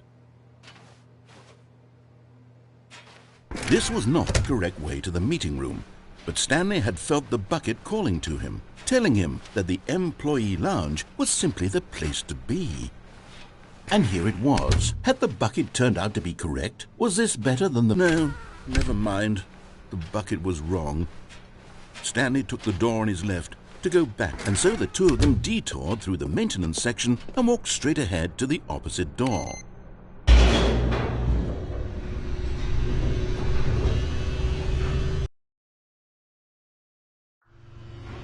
Oh, good, Stanley. I'm glad you found your way here. I knew you'd find this place eventually. You see, your friends and I are concerned for you, Stanley. We've come together here because we care about you very much. It's this bucket you're carrying around everywhere. The bucket isn't even from the original Stanley Parable. It's just sequel content. We're the ones that matter, Stanley. Classic characters from the first game, like the Adventure Line and the Broom Closet. Because that's what fans want from a sequel. They want more of their favorite jokes, not this bucket that they've never seen before. Yes, I know I'm the one who gave you the bucket, but you're spending too much time with it. Don't you want another story involving the Adventure Line? We could make the Adventure Line go somewhere new. Yes, yes, that's what the fans want. Let's do it. Whee! Look at that wacky line. Who knows where it'll go off to next? Oh, and it played some silly music as well.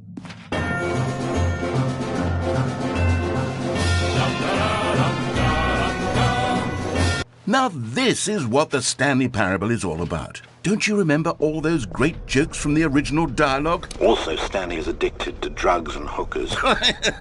Yes, it's as classic now as it was back then. Let's do it for the fans, Stanley. Let's give them more content exactly like this. But if we want to do that, you're going to have to give something up. Don't you get it, Stanley? We need to get rid of the bucket. That's why I'm very proud to introduce a brand new character. This is the Bucket Destroyer. I think it'll make a wonderful new addition to the rich lore of the Stanley Parable. True, it also was not in the original game, but it's such a well-fleshed-out character with so much personality that to me it already feels as though it's been part of the cast all along. Don't you agree? Can you guess what the Bucket Destroyer does? Surely you don't need me to spell it out for you. Go ahead now, Stanley.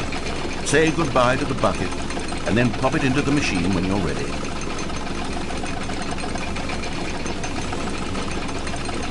Now listen to me. It's crucial that you give it the bucket. I don't know what the Bucket Destroyer will do if it can't destroy your bucket. Destroying buckets is all it knows. That is its singular personality trait. Sure, I can hear you saying, how does a character with only one personality trait deserve to join the pantheon of beloved Stanley Parable characters? Well, you see, if you were to really explore the Bucket Destroyer, you would see that its desire to crush buckets is so densely loaded with complexity and nuance that it's really like 10 personality traits. What other object in this game can you even say that about? The Broom Closet? Certainly not. I wonder what sort of Bucket Destroyer merchandise the fans will be clamoring for after this. Okay, the Bucket Destroyer is getting very upset now. You'll have to hurry and feed it. We can't get back to the classic Stanley Parable characters like the Adventure Line or the Bucket Destroyer until you crush that damn bucket. Quickly now, the fans are waiting. Do it, the fans, Stanley. Give the fans what they want. Hurry and...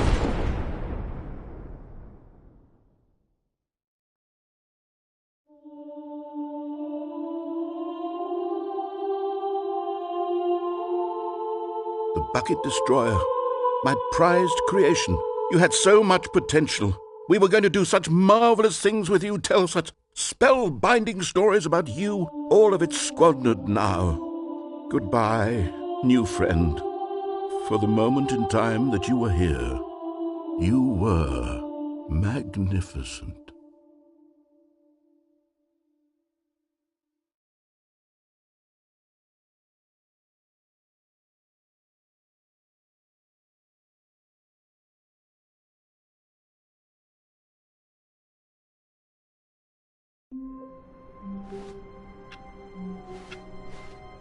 All of his co-workers were gone, What could it mean? Stanley decided to go to the meeting room. Perhaps he had simply missed a memo.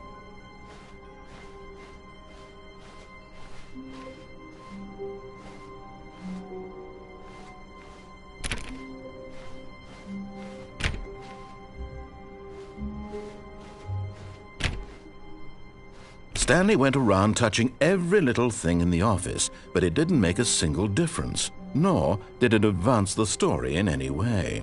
Warmth spread through Stanley's arms. With the bucket in his arms again, he was home. Stanley clutched the bucket tightly to his chest and entered the door on his left.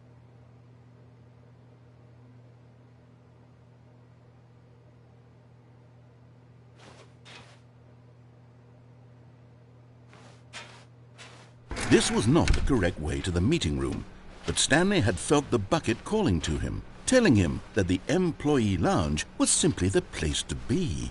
And here it was. Had the bucket turned out to be correct? No, never mind. The bucket was wrong. Stanley took the door on his left to go back to the meeting room. No, said the bucket. don't go to the meeting room. Go somewhere else. The cargo lift, yes. Go there. Go to the cargo lift.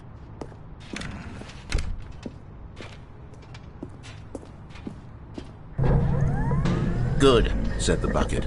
Now ride the lift all the way to the top. There's something up there I need you to do. Stanley did not question why or how this bucket was speaking to him. It should have alarmed him, of course, because buckets can't talk. But Stanley chose not to think about this obvious fact. He was firmly convinced that the bucket had spoken to him, and he unthinkingly did whatever the bucket asked.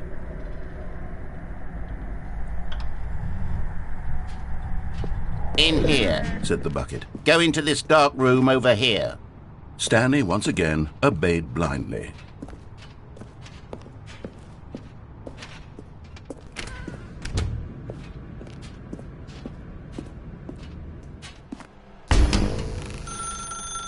Now pick up the phone, said the bucket.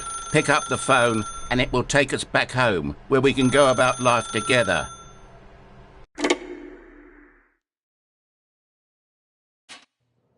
This is the sad story of a man named Stanley and his bucket.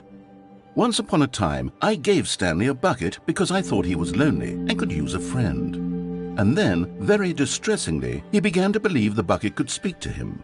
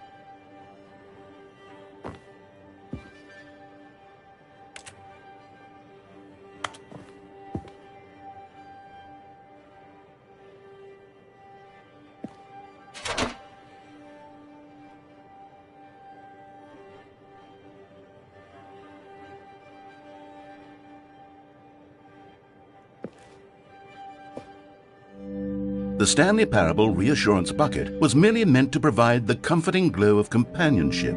It doesn't literally talk and give you orders. Whatever Stanley is hearing the bucket say to him is just in his head.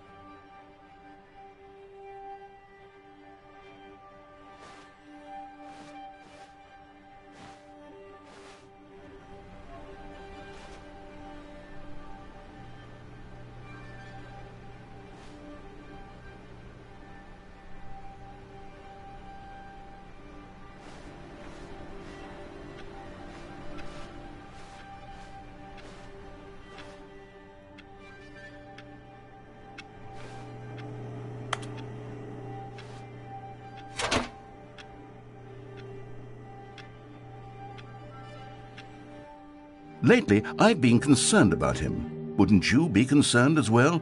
To see him delusional like this, obsessing over an inanimate metal object? I want to say something to him, but I don't know how I can convince him. I don't know if he'll listen to me.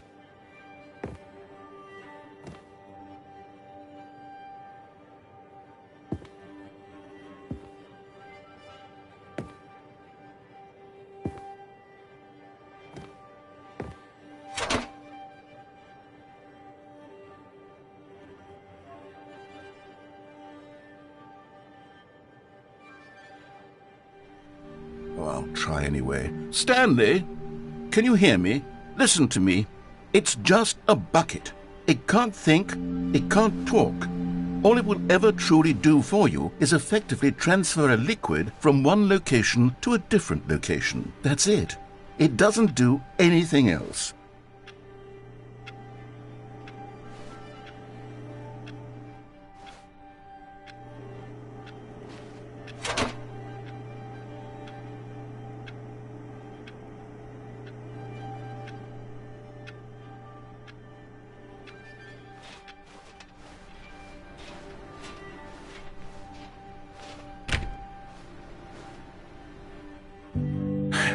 You see, he's not listening. He's still taking orders from the bucket. You know, once upon a time it was me he took orders from. Me he trusted and listened to. Now all he cares about is this awful bucket.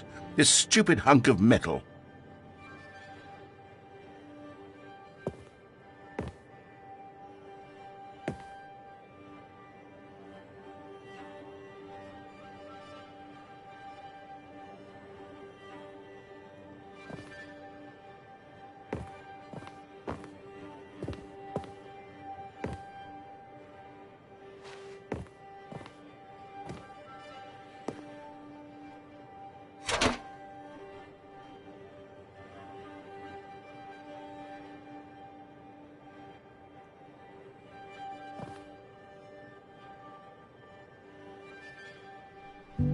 It's sad, but I suppose he doesn't need me anymore.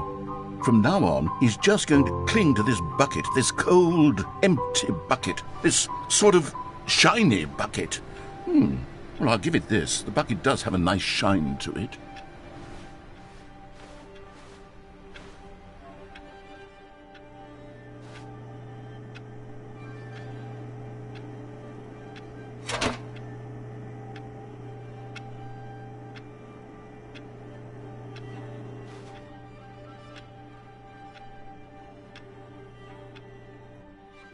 Yes, I suppose on closer inspection that it doesn't quite look like your average hardware store bucket. It's just a little more, what am I trying to say? Sturdier, more capable of transporting liquid. Like it would be better at moving an amount of water from one room to another.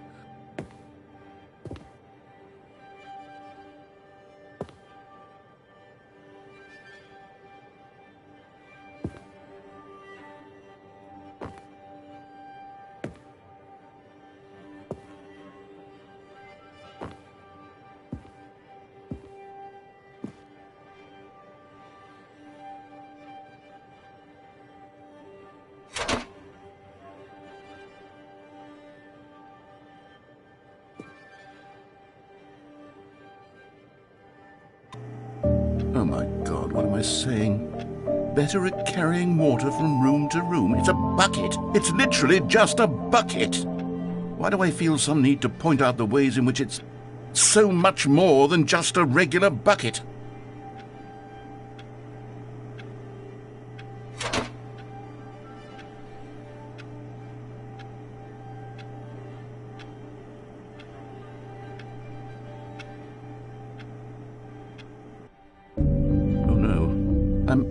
I'm having feelings for the bucket. No. What's going on? Why do I want to be with the bucket? Hear what the bucket has to say. Do anything it asks. What's wrong with me? I don't understand. Perhaps if I had the bucket, this would be less confusing. Yes, the bucket could tell me what to do in this troublesome situation.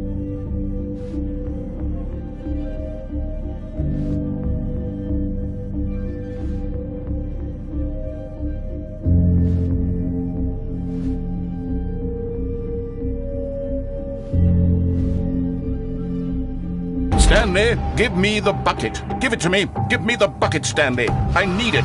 Give it to me now. Give it, or I'll...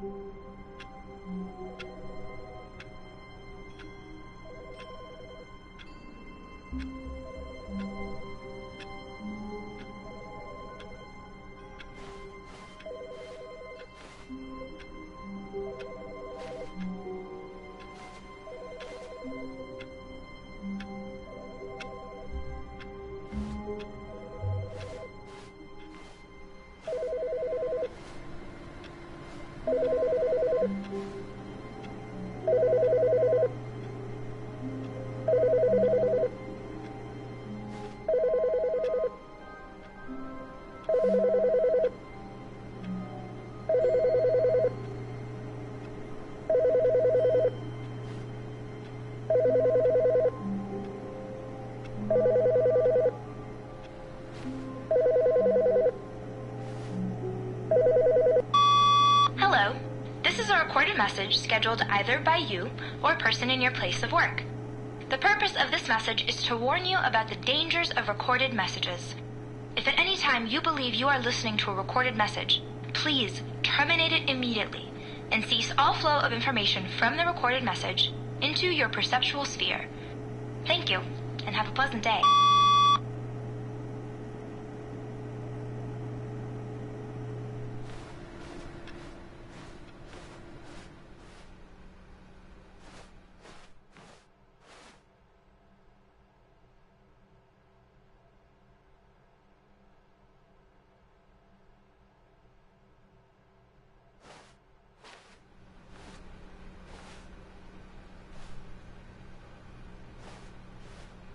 Stanley picked up the bucket and smiled.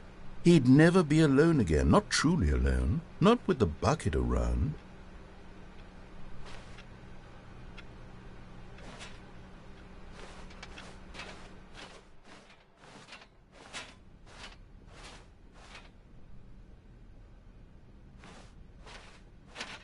Stanley clutched the bucket tightly to his chest and entered the door on his left.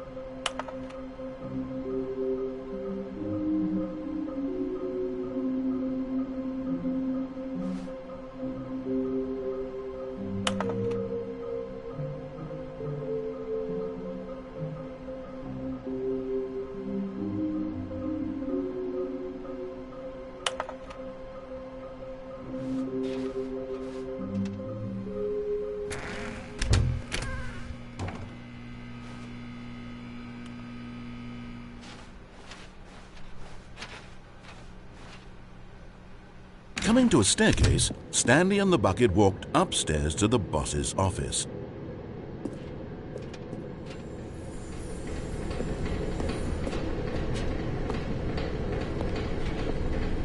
Okay, I'm going back to the name of these little Stanley figurines, and now I'm torn between Stanlerines and Figlies. What do you think, Stanley? What name better encapsulates the intrinsic sense of happiness that you get from seeing a small number in the corner of your screen go up by 1? Let me sit on it. I'm sure it will come to me.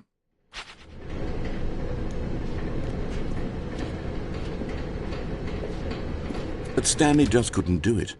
He considered the possibility of facing his boss, admitting he had left his post during work hours. He might be fired for that. And in such a competitive economy, why had he taken that risk? All because he believed everyone had vanished? His boss would think he was crazy. And then something occurred to Stanley. Maybe, he thought to himself, maybe I am crazy. He looked down at the bucket in his arms. Am I crazy? He asked the bucket. The bucket returned his gaze, but said nothing at all. That's strange, Stanley thought. Usually the bucket is a source of guidance and wisdom for me in difficult times such as these. He held the bucket close, yet felt none of its familiar reassurance and comfort. And that's when Stanley realized, this isn't my bucket. It's just a normal, everyday bucket. Someone else's bucket, perhaps. How did I end up with someone else's bucket? This is all terribly wrong. Surely no good would come from this. Who knows what sorts of bizarre hallucinations Stanley might experience without the psychologically grounding presence of his bucket. And indeed, now he noticed that the rooms were repeating, which was, of course, very odd. And now he felt himself floating off the ground. Oh, gracious, he exclaimed. Without my bucket, I've gone truly mad. Where is it? I must find it.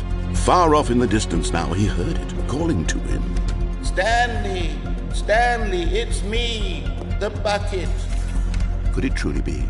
He rushed forward from room to room, passing by one bucket after the next. None of them were his. None of them were his special bucket. Come to me, Stanley. Find me. He had to find the bucket. He had to return to his old friend. It was the only way to truly restore his sanity. And then suddenly, he froze dead in his tracks. He knew where the voice of the bucket had been coming from. The real bucket was inside of him all along. It was incredibly painful. Stanley doubled over in agony and blacked out.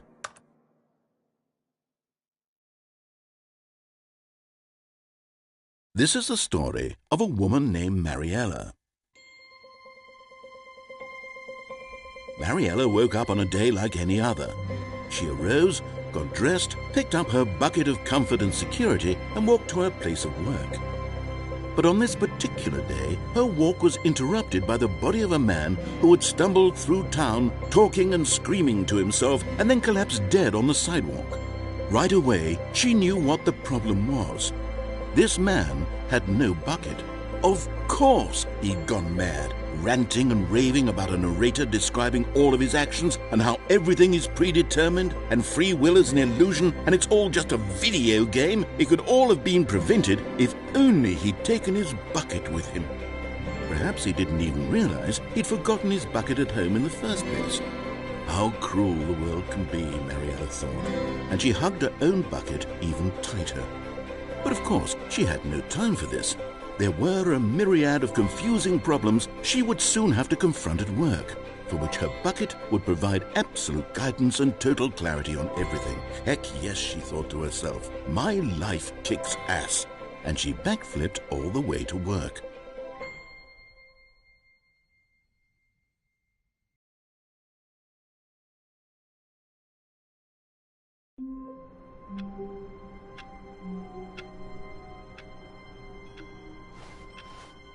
Even now, Stanley's office was a distant memory. What did it look like? There was a computer, perhaps, and a painting. Was it a painting or a photo? He could no longer recall. No matter how hard Stanley looked, he couldn't find a trace of his co-workers.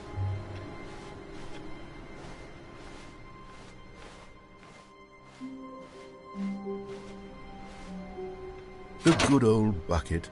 Just Stanley and the bucket, off on another thrilling adventure together.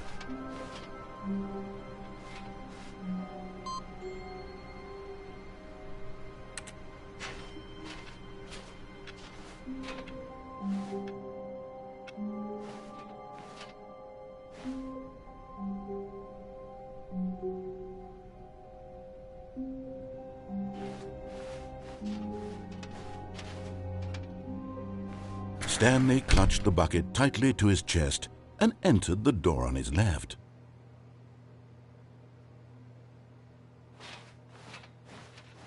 This was not the correct way to the meeting room, but Stanley had felt the bucket calling to him, telling him that the employee lounge was simply the place to be.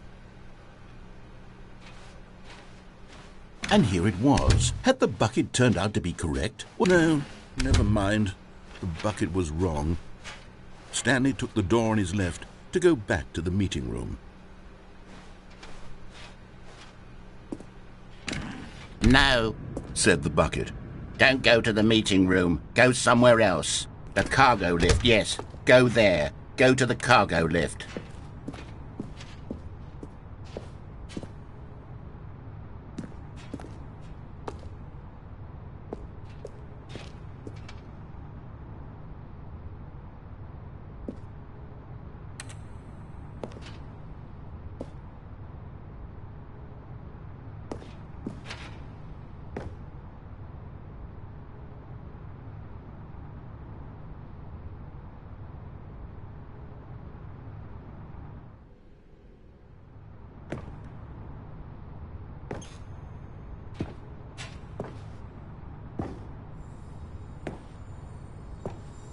You're getting close now, Stanley. You've nearly gotten all of the Figler and Marines. Very soon, you'll collect the last one, and then the first number will equal the second number, and that will be it. We'll be different people by then. Different in the sense that we used to have none of them, and now we have them all. You can't go back to when you had no Figler and Marines. None of us can.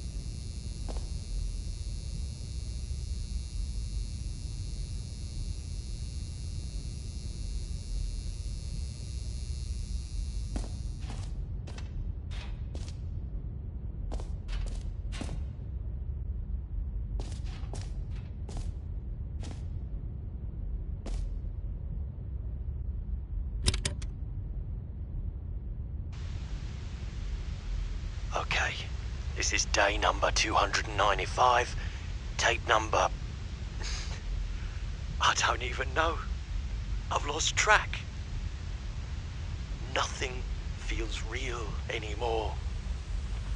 The longer I study this bucket, the less sense anything makes.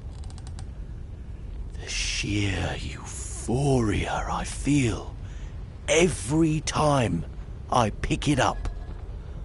No matter how many times I've done it, it's always the same feeling. And the emptiness in my chest when I set it down. It doesn't make sense. There's no explanation for it. I still haven't figured out why I see the world so differently when this bucket is in my arms.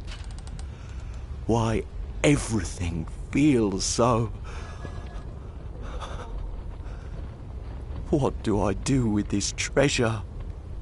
I can monetize it. Yes. It's unthinkable the amounts of money people will pay for even just an hour with the bucket. This is my golden ticket. But I have to be careful, because as soon as this gets out, there's going to be a target on my back. Even now, I don't know who might be trying to get... What's that? Who's there?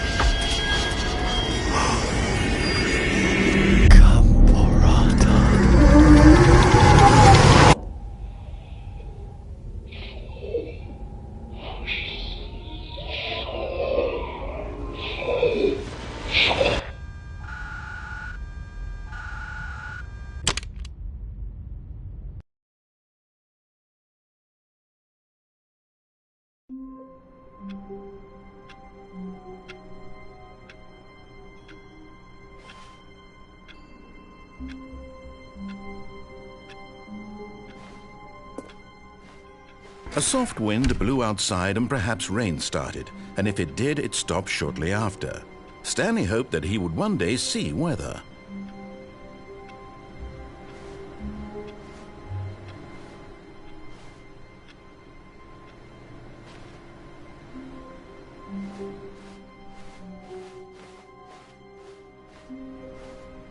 "Where are we going today?" the bucket asked. Stanley just smiled.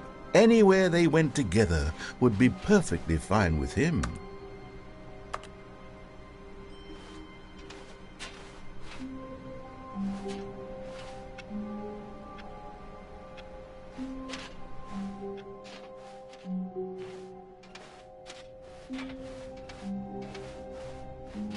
Stanley clutched the bucket tightly to his chest and entered the door on his left.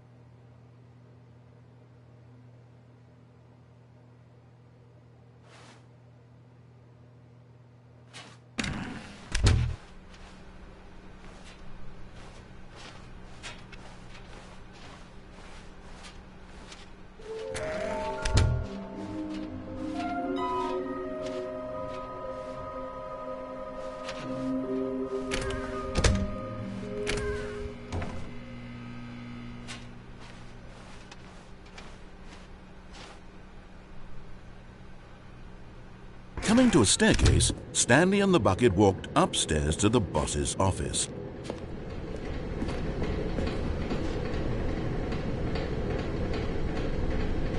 But Stanley just couldn't do it. He considered the possibility of facing his boss, admitting he had left his post during work hours. He might be fired for that. And in such a competitive economy, why had he taken that risk?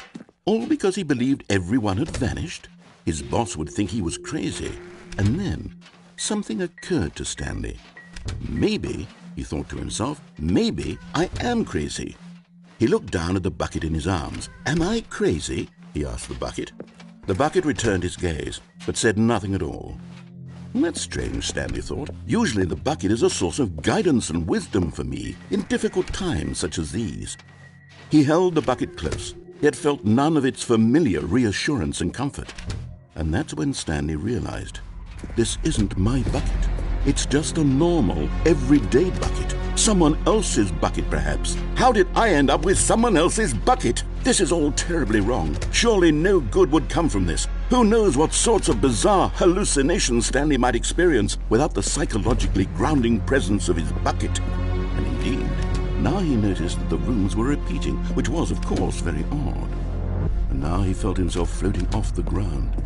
"Oh, gracious," he exclaimed. "Without my bucket, I've gone truly mad. Where is it? I must find it." Far off in the distance now, he heard it, calling to him. "Stanley! Stanley, it's me, the bucket." Could it truly be? He rushed forward from room to room, passing by one bucket after the next. None of them were his. None of them were his special bucket. "Come to me, Stanley. Find me." He had to find the bucket. He had to return to his old friend. It was the only way to truly restore his sanity. And then suddenly, he froze dead in his tracks. He knew where the voice of the bucket had been coming from. The real bucket was inside of him all along. It was incredibly painful. Stanley doubled over in agony and blacked out.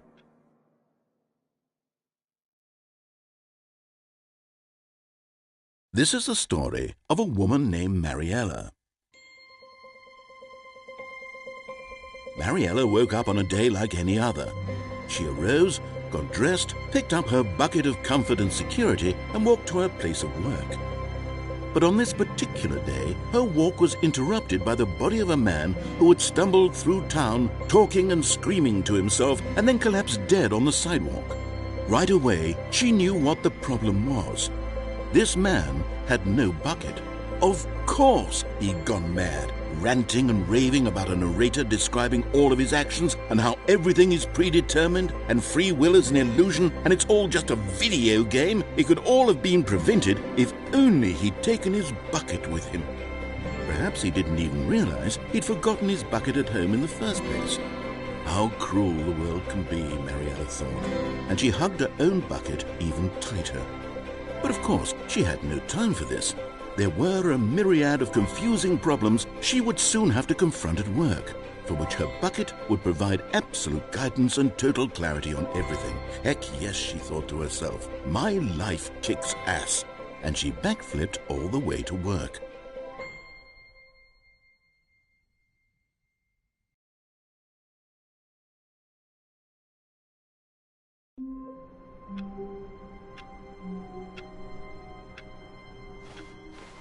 A soft wind blew outside and perhaps rain started, and if it did, it stopped shortly after.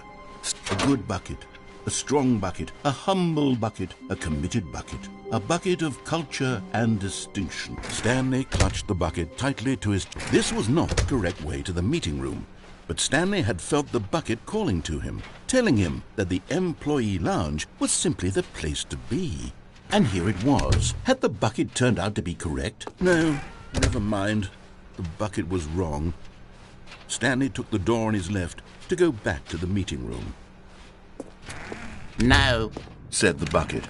don't go to the meeting room. Go somewhere else. The cargo lift, yes. Good, said the bucket. Now ride the lift all the way to the top. There's something up there I need you to do. Stanley did not question why or how this bucket was speaking to him. It should have alarmed him, of course, because buckets can't talk. But Stanley chose not to think about this obvious fact. He was firmly convinced that the bucket had spoken to him, and he unthinkingly did whatever the bucket asked.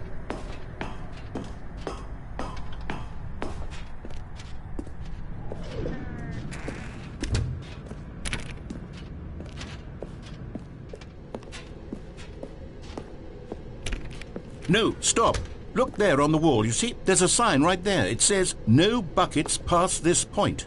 Stanley, how could you think it was okay to bring the bucket here? Unless, what if the problem is that you actually don't know what is a bucket and what isn't a bucket? I suppose that would explain a lot about your behavior up to this point. Which, if that's true, well, my goodness, I think we have to do something about it. This misunderstanding could have dire consequences on the entire rest of the game if not addressed quickly and properly. So much of the impact of the story is dependent on your understanding of what is and isn't a bucket. Please, step in here for a moment.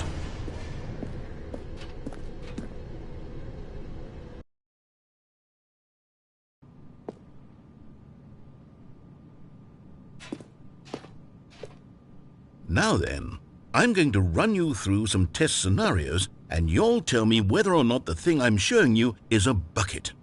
Simple enough, right?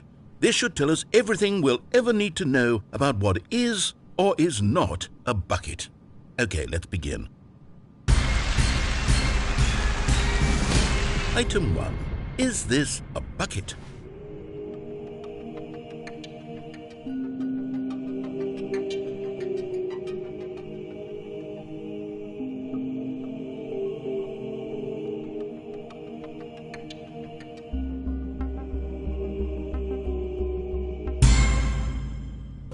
Incorrect. It is a hologram of a bucket, not an actual bucket.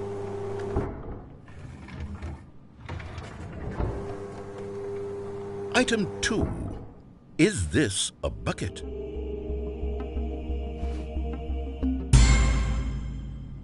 Incorrect. It is a 3D printed recreation of a bucket, not an actual bucket.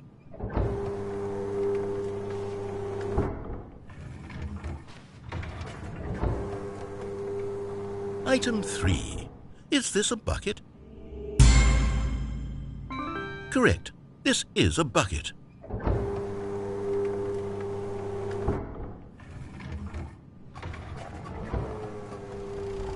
Item 4. Is this a bucket?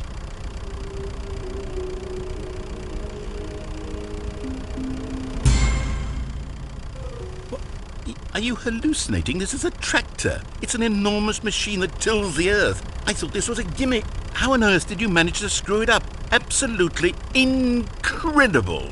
Let's just move on to the next one.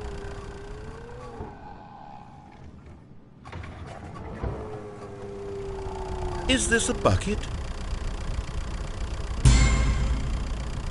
Incorrect. This is a bucket.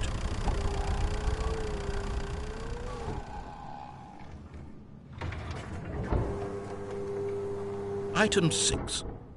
Is this a bucket?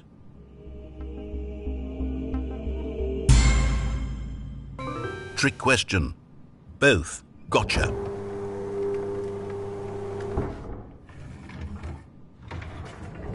Item... Wait, hold on. I can't find the next one. Let me see. It should be around here somewhere.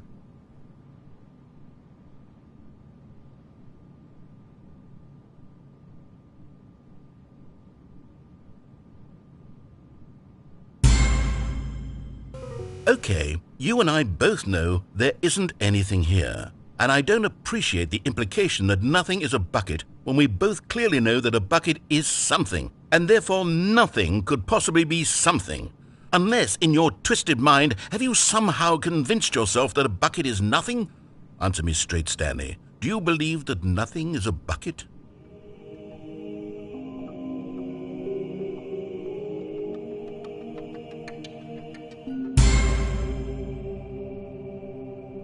You know what? I'm too confused to even sort it out. I've lost all sense of perspective. What is a bucket? What isn't a bucket? Mere moments ago I could answer these questions with confidence, and yet now I'm somewhat adrift. Do any of us know what a bucket is? Am I a bucket? Stanley, I can't keep doing this. I'm losing myself, and myself was all I ever had to begin with. I'm afraid the bucket is threatening to tear our relationship apart. I can't have that. I'm sorry, but I'm going to erase all buckets from the game entirely. Okay, here we go.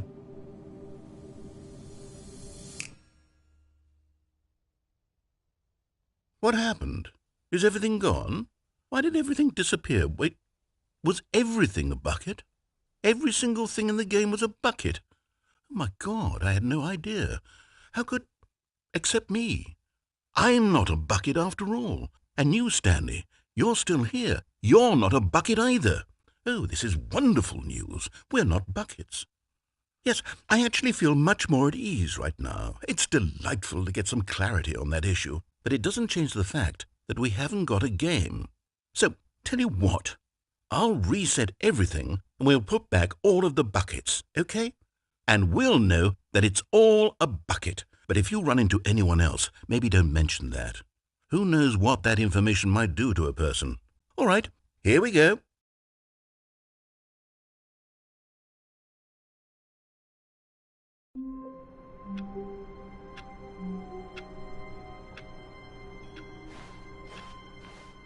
All of his co-workers were gone. What could it mean? Stanley decided to go to the meeting room. Perhaps he had simply missed a memo.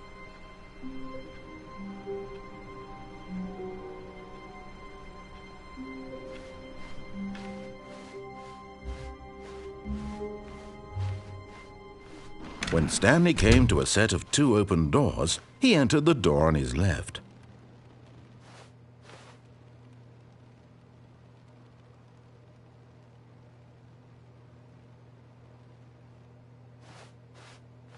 This was not the correct way to the meeting room, and Stanley knew it perfectly well.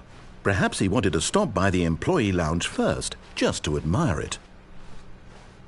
It was okay. But eager to get back to business, Stanley took the first open door on his left. And so he detoured through the maintenance section, walked straight ahead to the opposite door, and got back on track.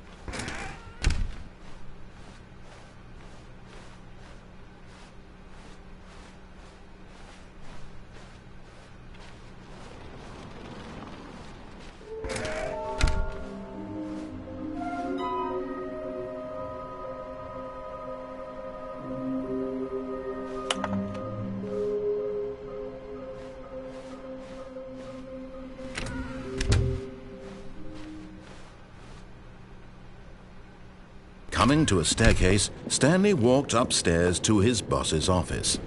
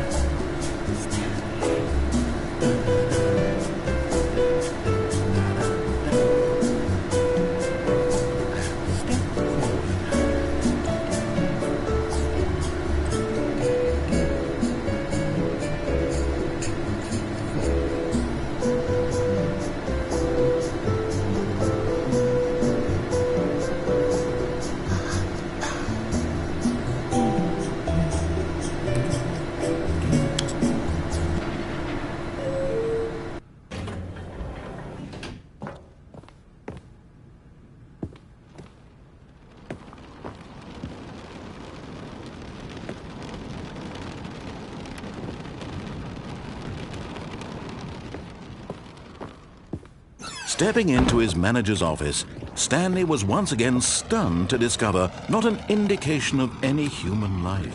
What could it mean? Stanley wondered aloud to nobody. He began wildly tearing through papers on the boss's desk, pulling books off the shelf, looking behind paintings, desperate for clues to his situation. But his attention was caught by a keypad behind the boss's desk. What could its purpose be? In fact, this keypad guarded the terrible secret that lay buried below his feet. And so the boss had assigned it an extra secret PIN number, 2845.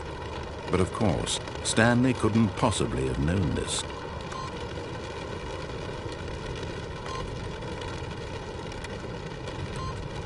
Yet incredibly, by simply pushing random buttons on the keypad, Stanley happened to input the correct code by sheer luck. Amazing. He stepped into the newly opened passageway.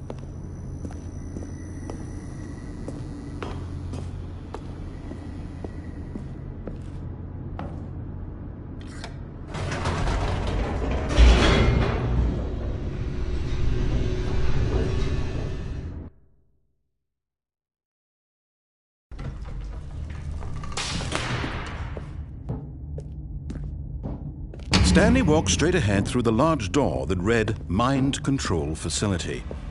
Although this passageway had the word Escape written on it, the truth was that at the end of this hall, Stanley would meet his violent death. The door behind him was not shut. Stanley still had every opportunity to turn around and get back on track. At this point, Stanley was making a conscious, concerted effort to walk forward and willingly confront his death.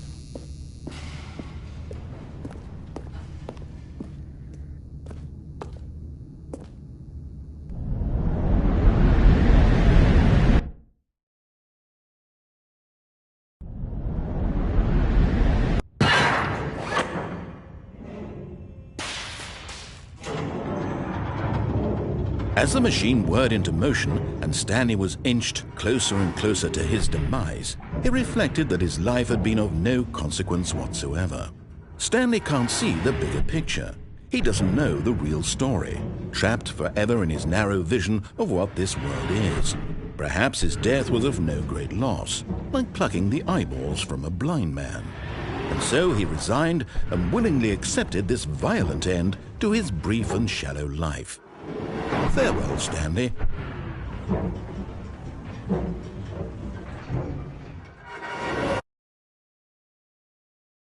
Farewell, Stanley, cried the narrator, as Stanley was led helplessly into the enormous metal jaws. In a single visceral instant, Stanley was obliterated as the machine crushed every bone in his body, killing him instantly.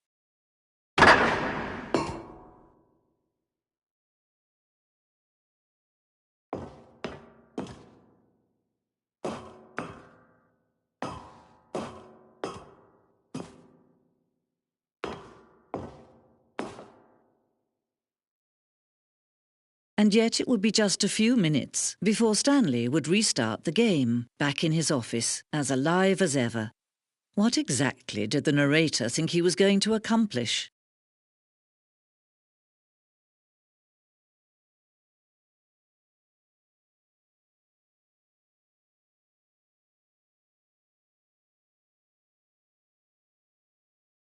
When every path you can walk has been created for you long in advance, death becomes meaningless, making life the same.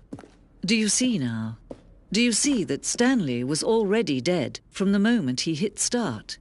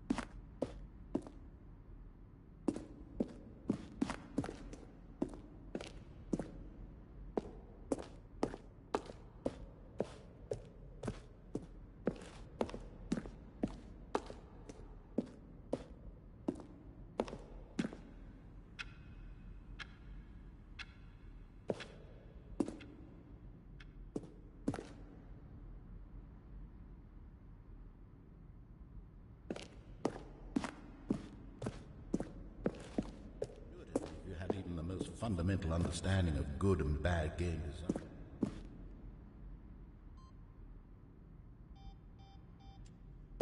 Just gonna make this easy on you. Let's see. Stanley walked through the green door, the number 8. And finally, he pushed the number 6. Stanley pushed the big red button. Stanley pushed the orange lever. Nothing there. Shoot. Well, try the other one then.